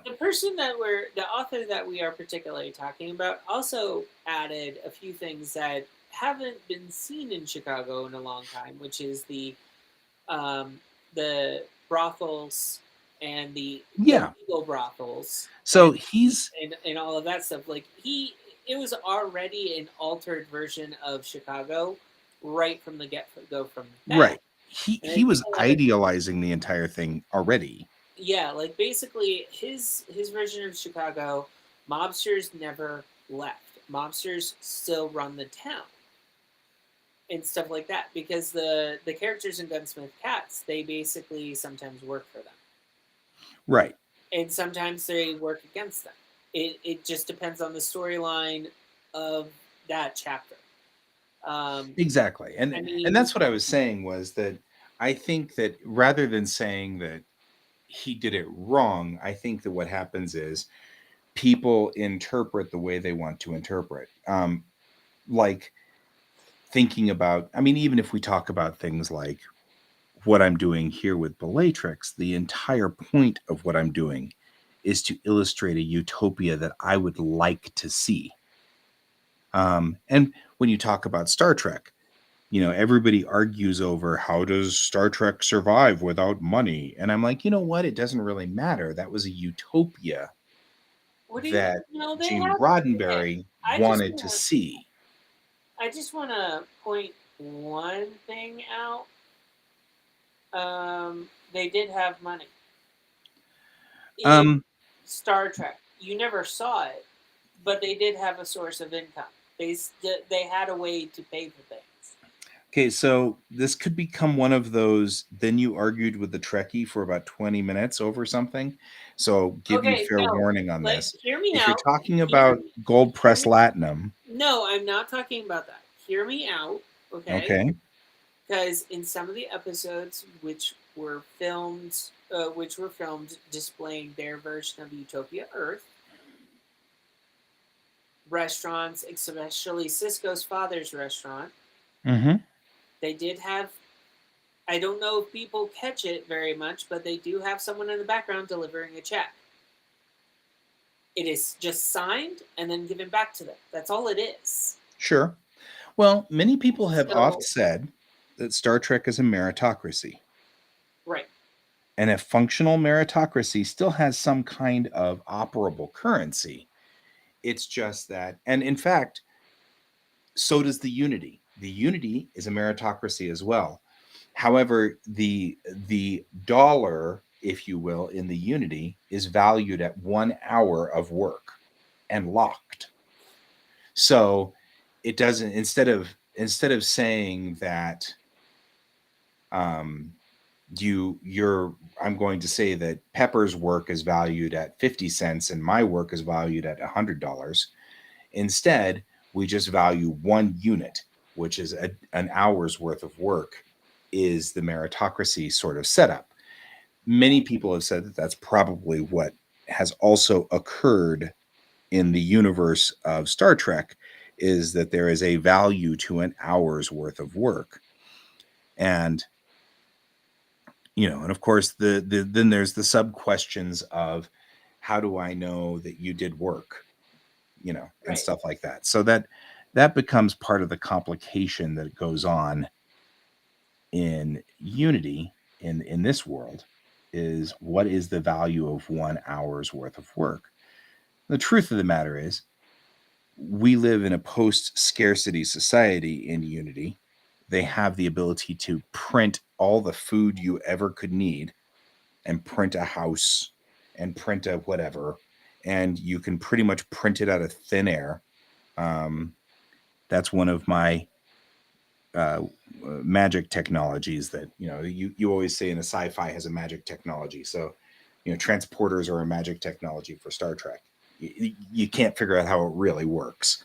So this is one of my magic technologies, is that food can just be made. And if that's the case, then you can not work if you wish and still eat and have a house and still go somewhere. And if that's your choice to not be part of society, you can do it. But as it is, I actually firmly believe, and I'm exemplifying it right now, um, that people without without even without motivation of money, people will still work. In fact, people tend to not like to not work. Um, in fact, I oft think that I think we are finding now that the way that people die in society is that they retire. That's when they die. I mean, my dad was terrified of retiring. He refused to stop working at 65 because, as he said, and he's right, everybody I know who retires dies within 5 to 10 years. Yeah. And he's like, they have no purpose, they have no drive, they've got nothing to live for, and they die. And he said those who retire and then go off to become artists or whatever, or do something else, those guys live forever. And so I am of the opinion that people will continue to work. So in Star Trek, the TLDR on this, they have a currency. It's just that it's valued to a unified work ethic instead of valuing it to a unit that's unmarked. The Ferengi, on the other hand, Now the Ferengi are they're money driven people. yeah, but they also have a sliding value system. Yeah. Like that's proven when they focus on that culture in Deep Space Nine, which, I mean, the laws of acquisition, man, they got a lot of them. Yep. Yeah, and that's about competition and pitting your citizenry against each other. So they compete, and that part of the reason that they are shunned in the Star Trek universe is because they are post scarcity as well. So they artificially generate scarcity so that people will struggle and fight and compete with each other, which is a waste of resources and a waste of talent. Is sort of the point that I think that Star Trek has always been making about the Ferengi. Everybody's been like, they're mocking, capitalism. And I'm like, they're not mocking capitalism. We aren't really in a post-scarcity environment yet here in America, although we are approaching it. Well, here's the other thing is they're not. The Ferengi kind of exemplify a race of people who they want their people to work and earn for themselves. This is on how I've taken that. Mm-hmm. They are entrepreneurs. They are regular people, and some of their people do very well for working for themselves. Others don't, and they never work for themselves, and they find working for others more pleasurable. However, they're treated harshly. Mm-hmm. Those who basically go into business for themselves, they make a market for themselves, they do all of that stuff, they basically are seen in that society more honorably because they are doing for themselves that someone else cannot do for them. And I think when you think of it in that manner, the Ferengi, basically from a writing standpoint, can be written as a more dynamic people, because if you have a group of people that are like legitimately going, yeah, I have to do this because I have this and I have to pay this for my government, like, that's not making a mockery of capitalism. That's basically showing entrepreneurship. Now, where this is going is, I am I watch old cartoons and I watch old TV series a lot. And in the 1950s and 60s, and even into the 70s and some of the 80s, there were shows where people who wanted to do their own businesses, people who were driven to want to work for themselves, were seen as foolish in America. Mm-hmm. And it's not capitalism that they're commenting on. It comes from the firm belief that we used to have a society where you go and you work with other people, you work for other people for a number of years, and then you're supposed to go off and do your own thing. But then it became, instead of working for someone for a number of years and then going off on your own, is it switched to, well, he's a company man, he's going to stay with the company. Well, if you We had stay the with Industrial Revolution, which really did change everything. Yeah, and so like when you have this dynamic of, now we as a society, we're looking at this and they're like, oh, this is capitalistic. No, it's not capitalistic. It's the change in our society. We used to be this way. We used to go work for someone and then go work for ourselves. We used to go, like, say we would work for a farm, and then we'd save up money, buy land, and start our own farm because we had experience on a previous farm and we knew on how to cultivate the land on this land to make a new farm. You see Mm-hmm. where I'm going with this? So Well, that's yeah. why, that's on how I view the Ferengi. The Ferengi, basically, you work for someone, yes. However, do the Ferengi have their own set moral compass that is drastically different than humans? Yes, yes, they do. I mean, they are not above stealing or basically buying product that has been stolen to resell. You know, Also true. that is like part of, like, they're not uncomfortable about it. They're quite open about They're it. rather open about it. Yeah. um, and that is their society. And there are human societies that are still like that today. People that buy stuff off of the back of a truck, to say the few. Um, it's just it one. The thing is like, I've never thought of Ferengi as capitalism, and it's not capitalism. What they portray is, they portray something completely different to me. And because the only form of capitalistic society that I can see within Star Trek that I've ever noticed is when they come into a civilization that's almost there to the same point that they are, and they end up coming into contact with them early because of something that they can't prevent, and they have to basically go against directive to, like, basically make sure that they make it out okay. And Right. that's very few and far between. Those incidences don't happen often, but they change the course of that, by interfering. They do change the course of those peoples. Well, and I mean, I think also what we have in society today is a lot of people who mess up a social structure and a government, and they get those things confused a lot. Seeing people will say, you're either capitalistic or you're communistic. And I'm like, well, though true or socialistic is really the thing. They'll get those two confused, capitalism and socialism. Those two can actually operate together.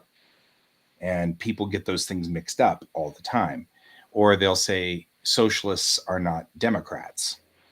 And I'm like, that's two different systems. You know, democracy is a system of which you govern a people. Socialism, capitalism is a way that you govern society and operate. You know, because we've got I mean, the biggest problem we have, if you look at the core of why we have these structures, is how do I know you did work? How do I know you're benefiting our society? Right? That's the whole question at the core of all of these. You know, how do I know Pepper is benefiting society? And that's why we have these systems.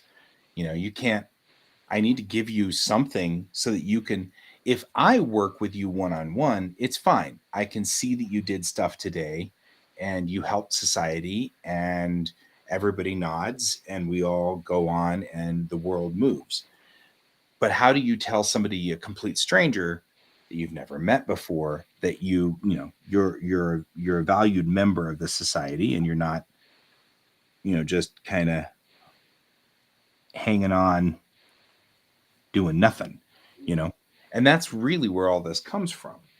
The presumption of you will be lazy if you don't, if, you know, if I don't beat you about the head and shoulders and stuff like that, you will not get your work done.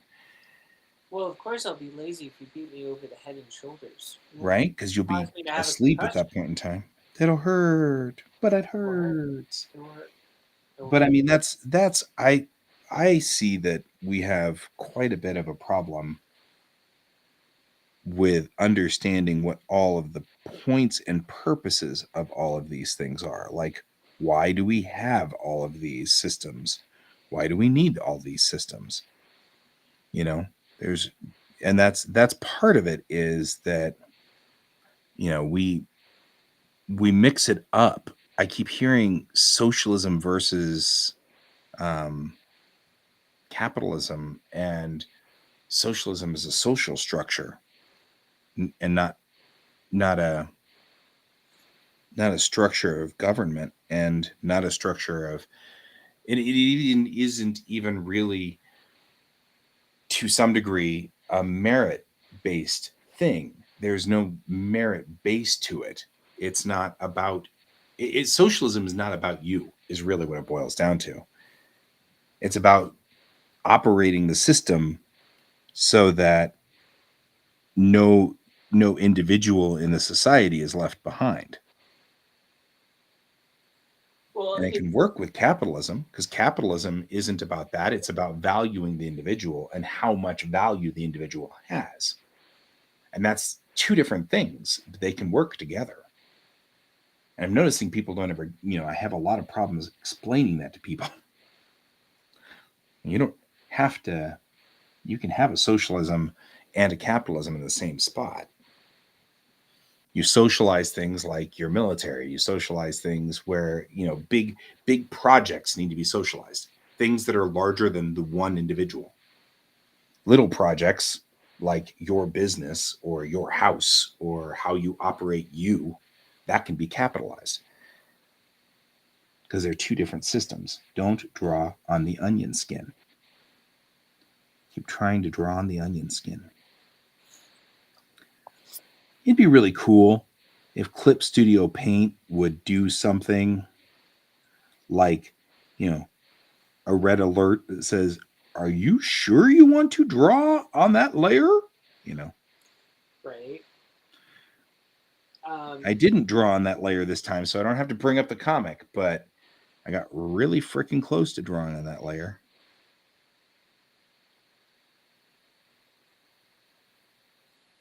Anyway, the TLDR on this is, yeah, Star Trek has a currency, but it's not, it's not physical.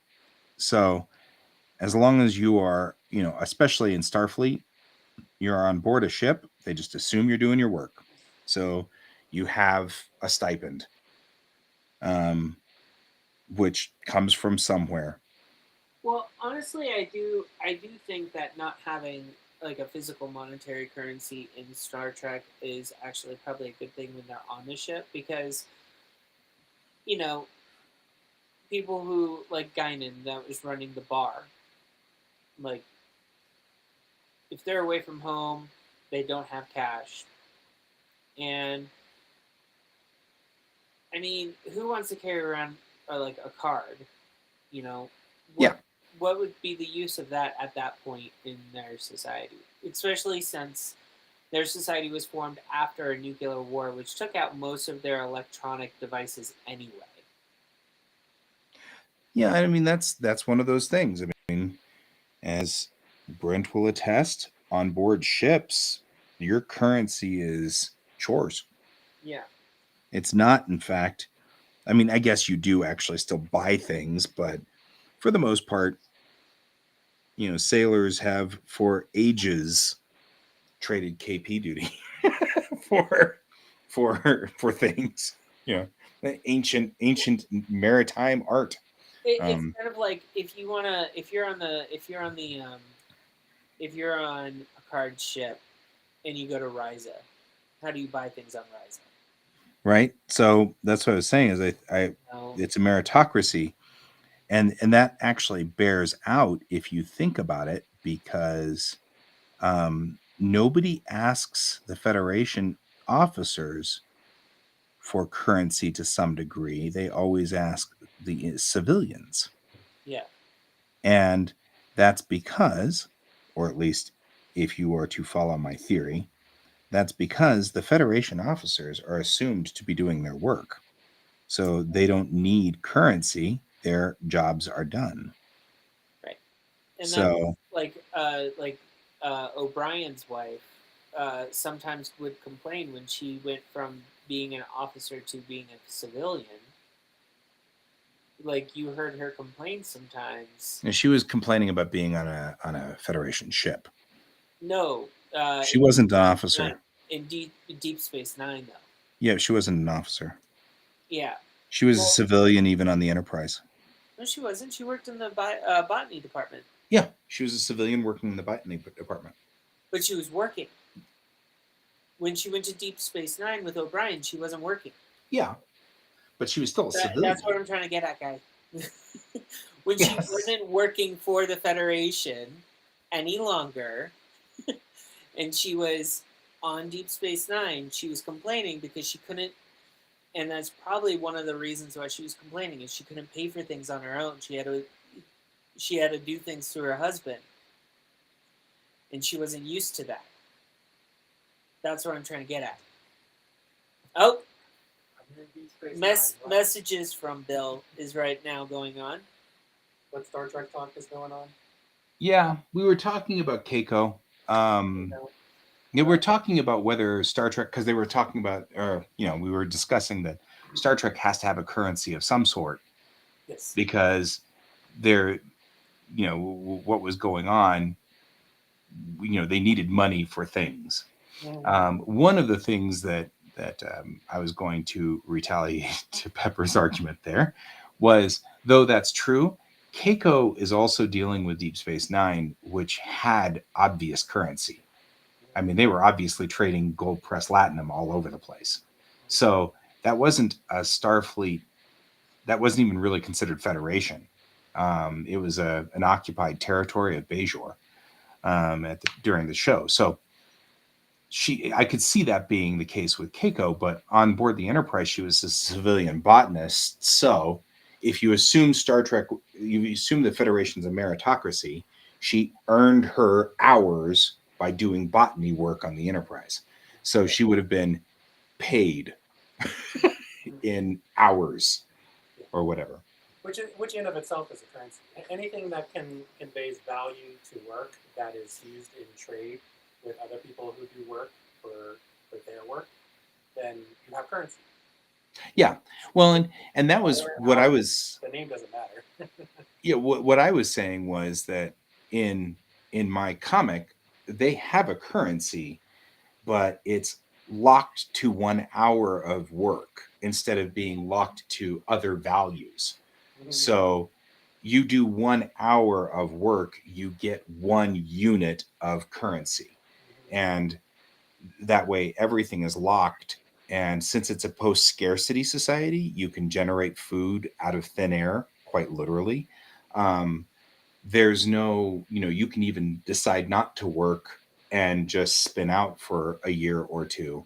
And that doesn't mean you're starved to death. It doesn't mean you'll be homeless. It just means that you won't do anything other than exist, which I think that then in and of itself becomes propellant to do something. I think because boredom would set in at some point in time for everybody. Is food created out of thin air, or is it created from energy? I almost heard that. What? Is food created out of thin air, or is it created from energy? It's created from energy, but the energy is coming from either a solar source or, you know, a renewable source. So it's not.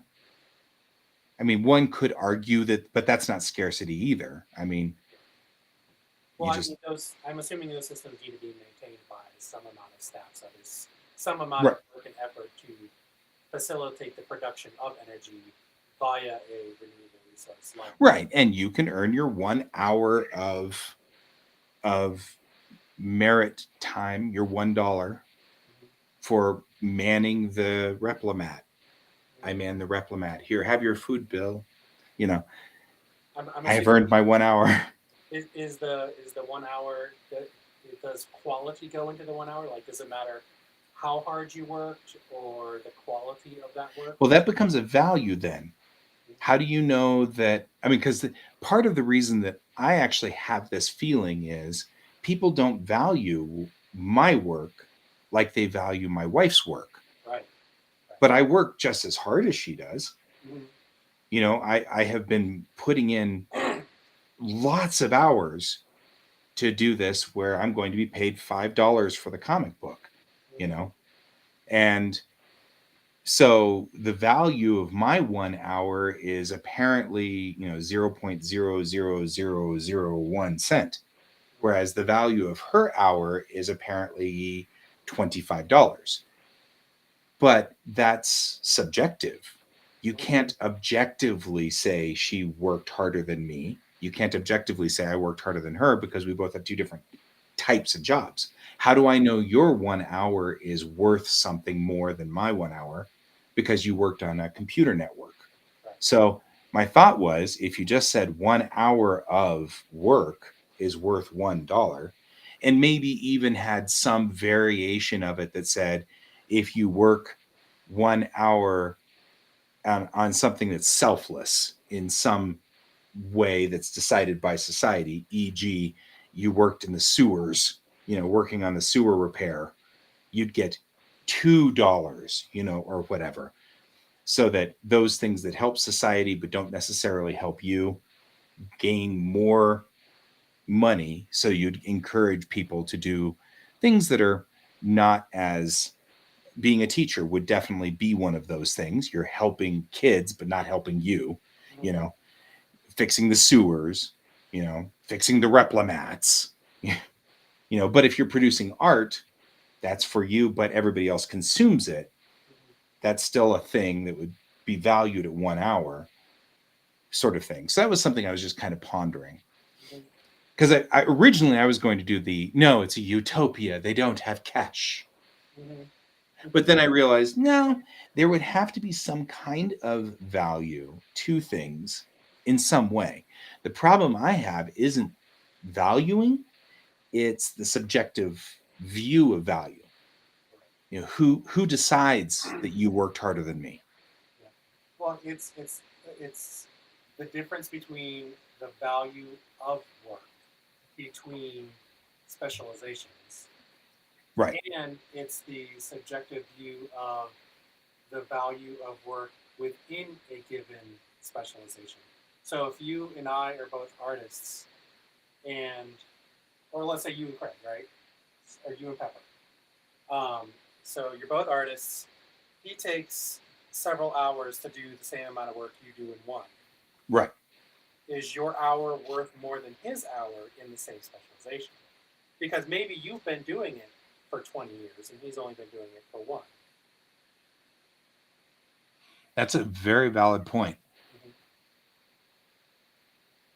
And I guess the end result is what is your goal at the end of this? Mhm. And that's what we were kind of talking about when we were talking about the Ferengi. Yeah. You know, what is the end goal?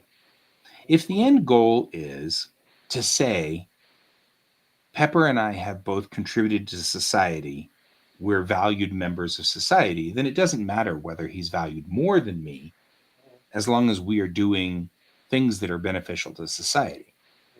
Mhm. If So the long as end goal you is to have pit one- Pepper against me so that we work harder to struggle to get past each other, then yeah, it's important to value Pepper's more or mine more so that we have um, impetus to try to beat one another. Mhm. Um, and I guess that depends on what your end goal is. Um, and I guess what I think Star Trek's been trying to say, and to some degree, I feel like I'm trying to say, is you work to make yourself better because you want to be better, not because some external force has forced you to do something to be better. Mhm. And so, in the instance of this, an art contest, Brent's back to say, "Is there an art contest?" um, but I mean, that's a great example. Pepper and I could decide to pit ourselves against each other as an art contest, but that would be because we want to be better artists, Mhm. not because somebody's going to pay whoever wins more.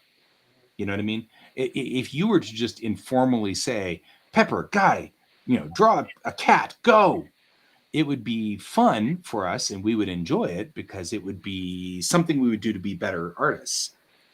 But the only thing we would win out of that would be, your pat on the back, good job. That'd be all we'd manage. I mean, You and al- yeah, that is something that I can see happening. However, Mhm. the reason why I brought up the Penny Dreadful thing is you actually get paid, and I thought your wife would like you to get a bigger paycheck. No, I'm with that. I get it. That wasn't what I was referring to. I also see the problem of, um, so you, in your specialization in artistry, so there's some other artists. So you pursued art because that's your passion. That's what brings you purpose in life. And so with that passion, you become very skilled in what you do. And so your hour has some intrinsic value to it. You have another artist who their parents were artists, their parents before them were artists. They got pushed into artistry. It's not their passion, but they feel that they need to do it because that's what their family did. So they put in this below level work, and you need to work with them, obviously, because you're on a project together or something. Should your value hour worth be the same? Well, but that implies a different thing that doesn't exist in my society. And that is, in my society, there would be counselors who would kind of catch on that you're not doing what you're supposed to be doing. And they would counsel you, hey, you don't seem to be enjoying art. What would you rather do? You know, why Well, don't you poke around for a while and try being all these different jobs and see if maybe some of those strike your fancy? so Because that that, assumes all the counselors are pursuing their passion and doing that level of quality. What if their parents were counselors Okay, and all their right. parents were counselors, and now they are First, just counseling because that's what they've been kind of but that's what I'm saying. You don't do that necessarily because in school, your teachers would have been started. I mean, like as a teacher, I could see what my kids really were trying to do. Mhm. So your first counselors would be your teachers because I could see it. I knew where my kids were headed, and I could see the ones who were being pressured by their parents to be something that they weren't. And I think the what I had said earlier to Pepper, in my universe, they live by the "to thine own self be true." Mhm. That's a fundamental core belief. So, I want, you're my Culture. kid, Bill, It's your and culture. right, you're my kid, and I really want you to be a doctor, Bill, but you don't. Mhm. In this society, that wouldn't there would be social pressure against you doing that to your kid. You know what I mean? We'd be pressuring you to say, hey, don't push Bill into that. He clearly doesn't want to be a doctor. All of us can see it. You're just making him miserable, you know. And if you became a doctor, it wouldn't last long in society. You know what I mean? Like, it would become clear you weren't good at your job. Your managers would start saying, hey, it's clear you're not good at this. Let's see if we can, put you somewhere else, do something else. You know what I mean? Like, the culture now has an artificial structure to put us into places. Mhm. And if you don't have an artificial structure, but rather than have a support structure where people help you do that, I feel like that would be a different world. It would be a completely different universe. So there wouldn't be people in working with me as an artist. There wouldn't be another artist who didn't really want to be an artist. Because if they were, I would immediately say, hey, you don't seem like you want to do this job. Are you okay? First it would start with, I see that you've been working as an artist for 25 years and you don't seem to want to be on this job. Are you okay? And then it would be, maybe you're done with being an artist. And then it would be, maybe you should go find another field or whatever. But it would be, to thine own self be true. Sort of that whole thing we've been talking about, this whole show. And yes, Brent, you It's a can. core, it's a core cultural belief where the parents teach it, the kids carry that on. It's in the people in the industry, so it's carried forward. I do Right. think that. But that's also a very capitalistic structural belief that's based on, I have a business, and if I don't give it to my kid, how will my business survive? And ergo, how will we live? We'll all starve to death. And Mhm. if you don't have that structure, you don't need to worry about your business being passed on to your child. Mhm. You don't need to worry about that. That's not I mean, your child may take it over, or your child may not. But what I'm noticing is, like, I didn't want to take on either one of my parents' businesses, and they were both self-employed. Mhm. Um, so I didn't want to take either of their businesses, and they didn't want me taking their businesses. My mom was a talent agent. She didn't want me in the industry at all. And my dad framed pictures. And though he liked doing that just fine, he was perfectly content that I didn't want to actually frame pictures for the rest of my life. Um, you're right. I mean, we have a history where the child, that's part of our culture. When I'm imagining what happened in my universe, they're all taken from Earth. All of those cultures become anachronisms instantly, because it doesn't matter. Your business is gone, everything's gone. We have to start all over again. So they're all thrown into a dome on a planet, and the aliens give them food replicators to make food, and then say, I guess you're gonna have to build your society over again. I'm so sorry. You know, so from that point, if you think you don't have to worry about homes, you don't have to worry about food, now what are you going to do? And that's where my thought process went when I built this world. It's not going to be I've got to have my business running, because I was a bookbinder, and the bookbindery is now in flames on Earth, and stuff like that. So it doesn't matter whether you're a bookbinder or not. So it's kind of I don't know. I mean, I feel like a lot of the structure that we also have comes from what Brent's referring to right now, which is the industrial age, where they really needed hundreds of thousands of people to push a button or pull a lever Mhm. for the rest of their lives. Yep. And it was boring and repetitive and stupid, and nobody liked it. And so they had to find a way to force people to do that. Mhm. And so a lot of the structure we have in our society is forcing people. Well, if you have a replication society, then all you really need to do is have people who build better replicators, which would be, I know people who would happily go out and design better replicators all day long, you know, or people who, like you, who would happily go and build code for those replicators. You know what I mean? Like there are people who those skills fit. There are engineers who love to tinker with stuff, and they'd be happy to get ankle deep in a replicator trying to figure out what's wrong with it. You know? I think there certainly exists in this culture, um, passing things down the family. But I think there's also the I hear a lot of corporations and businesses talking about the bus problem. Like, I create this organization, I bring in a lot of great people. They've all got jobs, they need to pay for their families and whatnot. What happens if I, as the leader of this company, get hit by a bus? What One happens? more time, because you're far away from the mic, so I have you turned all the way up. Here, sit down, Bill. Oh. The show's been over for about 20 minutes. It's but all right. It's okay. It's all good. So, Oh, hey, I can hear you really well now. a lot of corporations talk about the bus problem, right? Because you create this organization, you bring in a lot of talented people, they all work great together, they like working together, they all, are getting paid, and they have to bring money home to support their families. So, if I, as a business creator, create this business, if I get hit by a bus, this whole thing collapses. People are out of jobs. They got to find new jobs, things like that.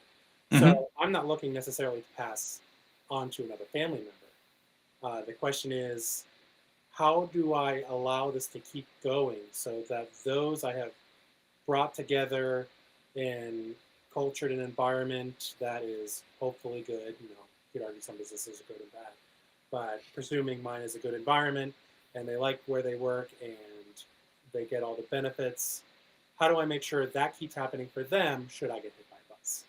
So I guess the counter question would be, what is the purpose of a CEO? The purpose of the CEO would be leadership, to guide the ship, as it were, to make sure we're heading down the right path for innovation, to make sure that we grow and can hire more people into this environment, and that is a good environment and pays well, and everyone likes working together, and grow that, Mhm. cultural community in a business sense.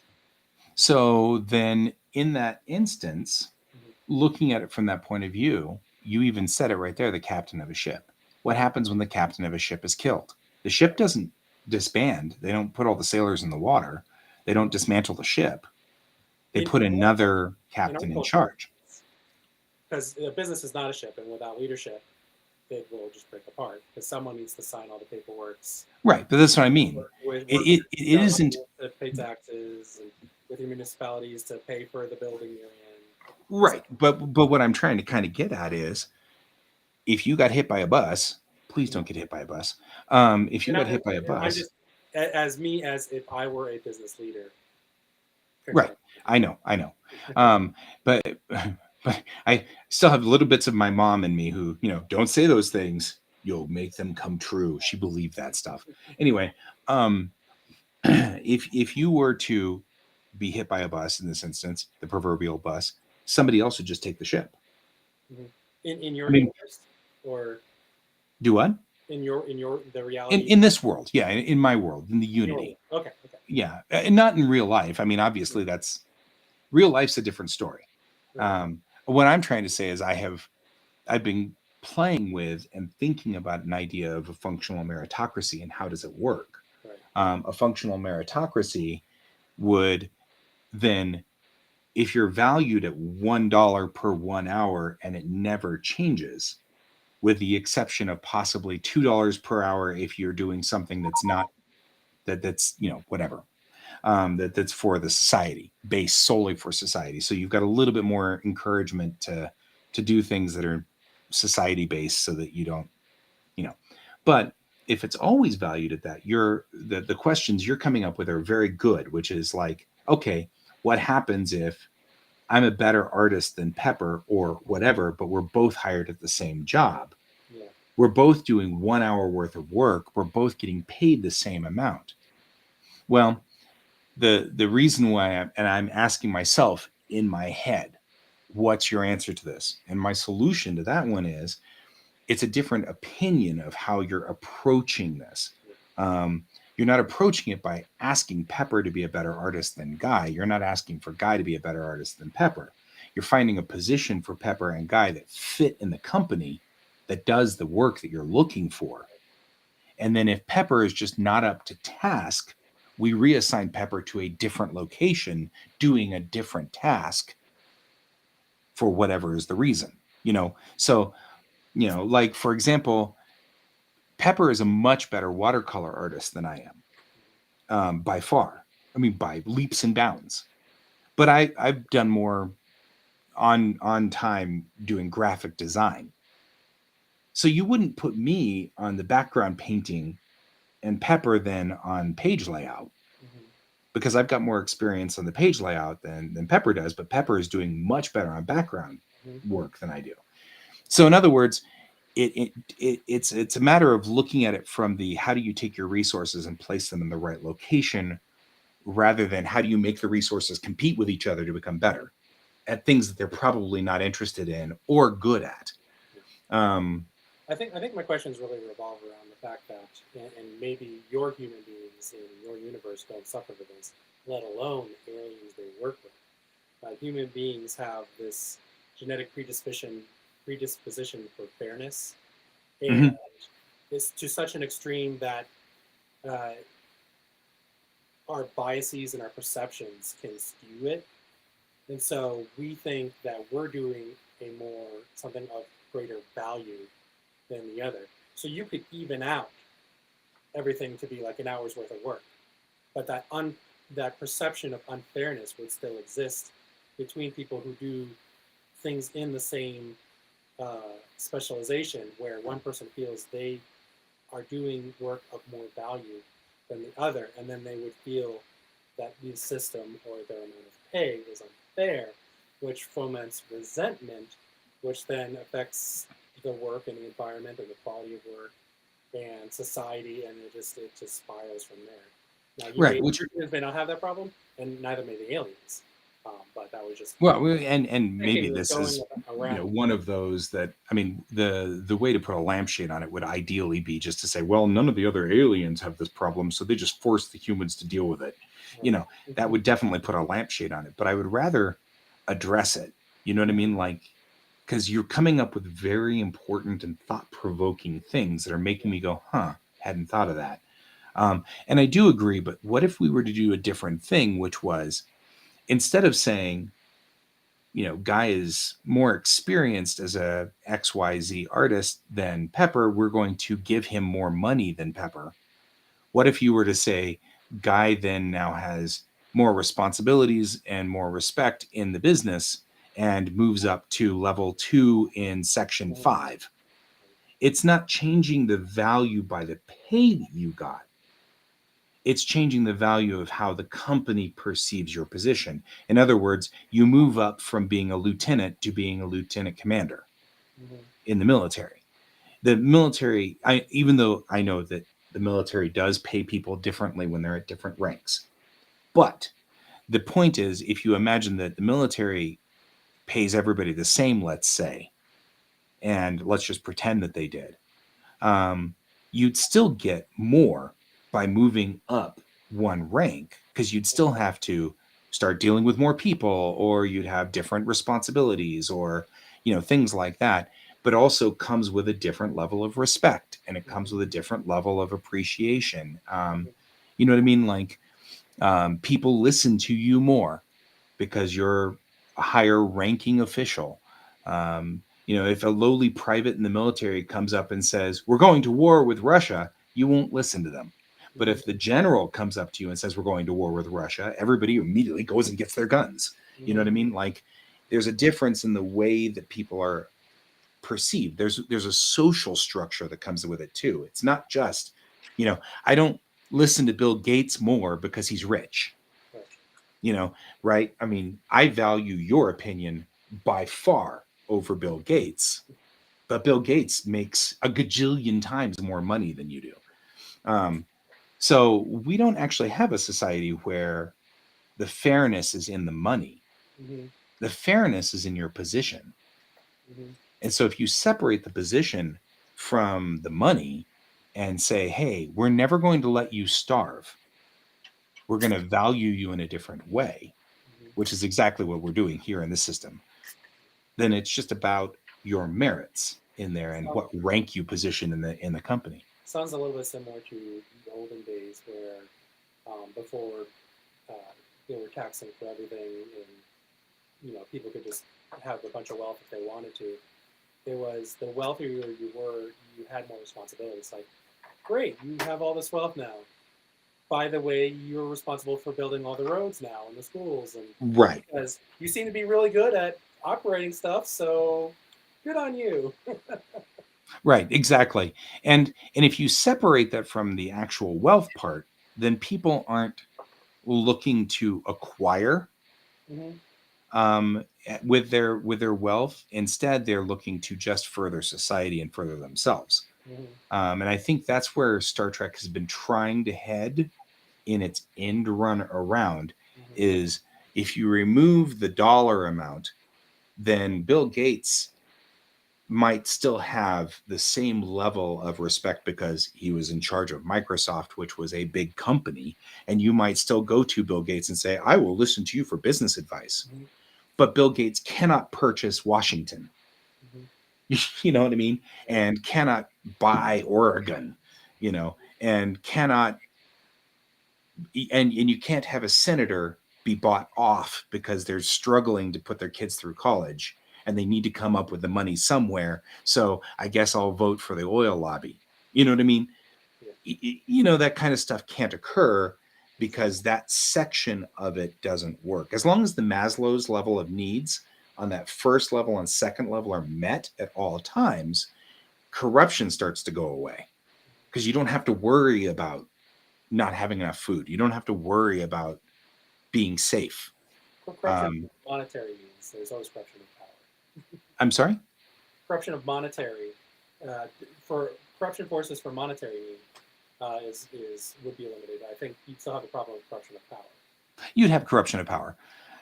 And I think that there's still going to have to be structures somewhere in the unity to keep people from power playing and things like that. And you're still going to always have, it doesn't even matter. Even when you do have lawmakers, the lawmakers all fight over who's got power. I mean, the Speaker of the House and the House minority and the minority whip, they all argue over things because of varying levels of power.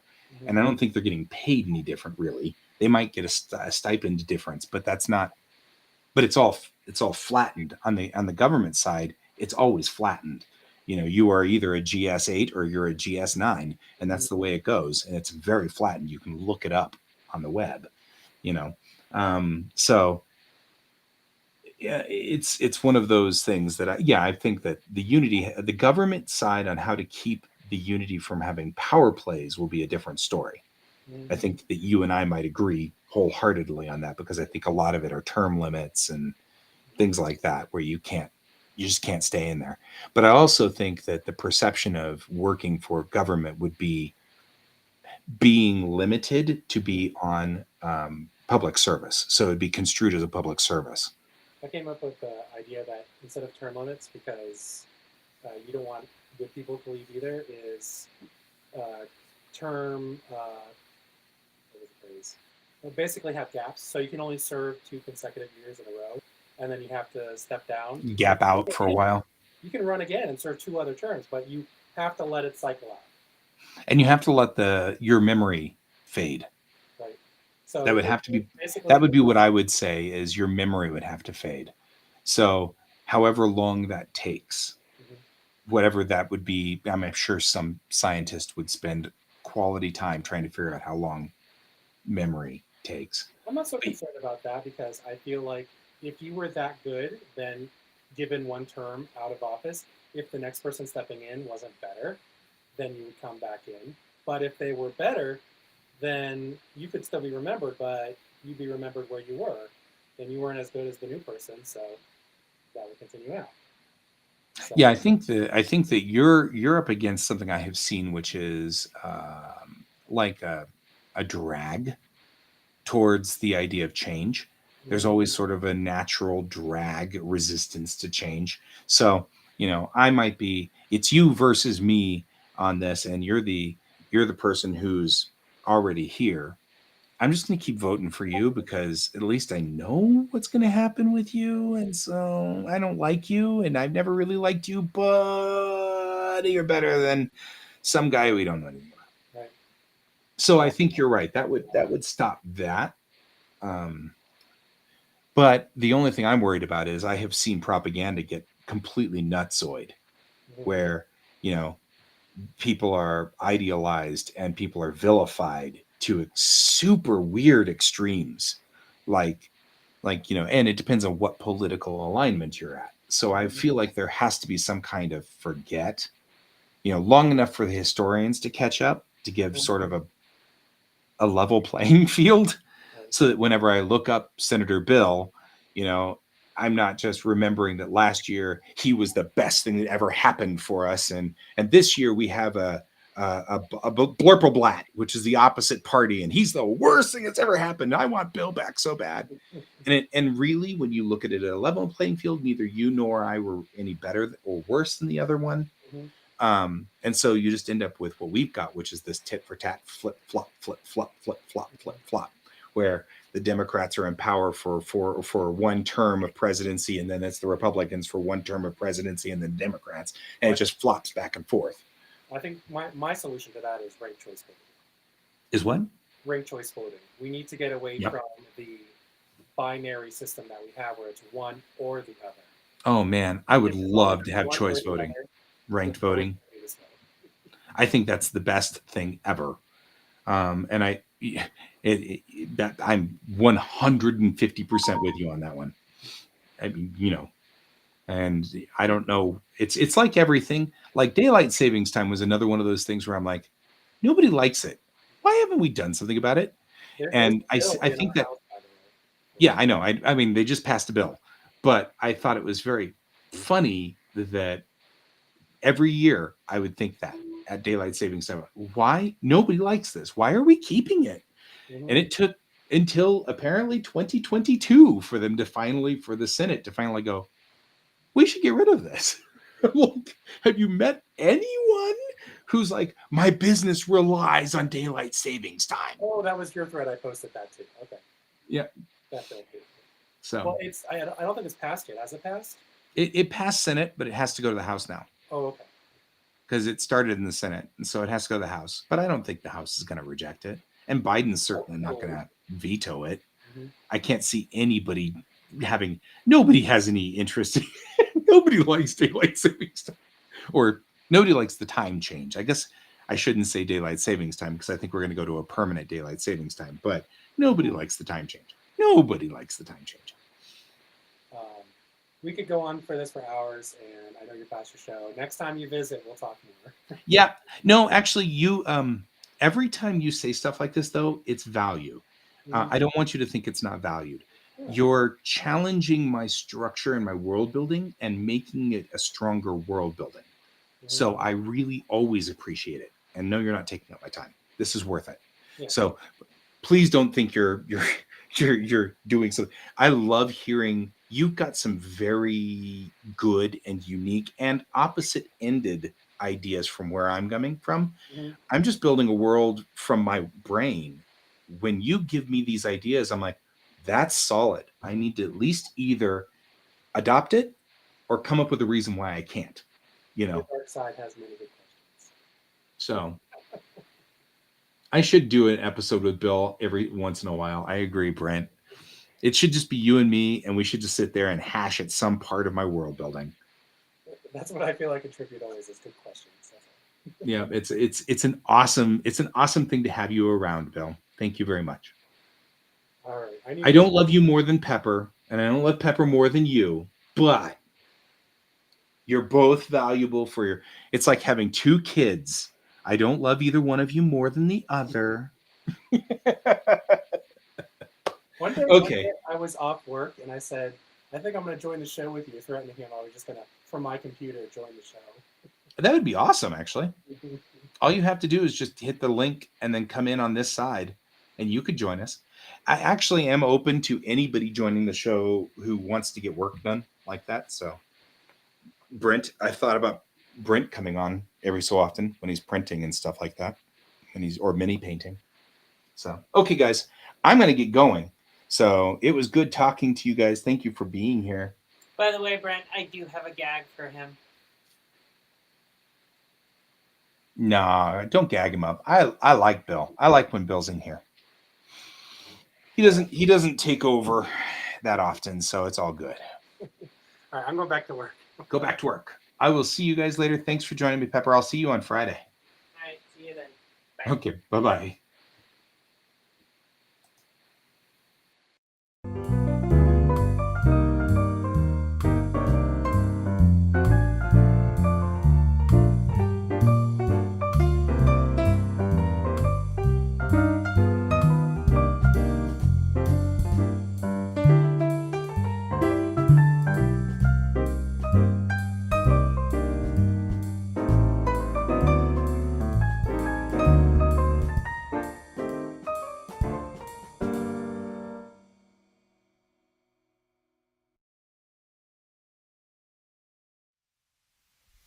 Computer, good night.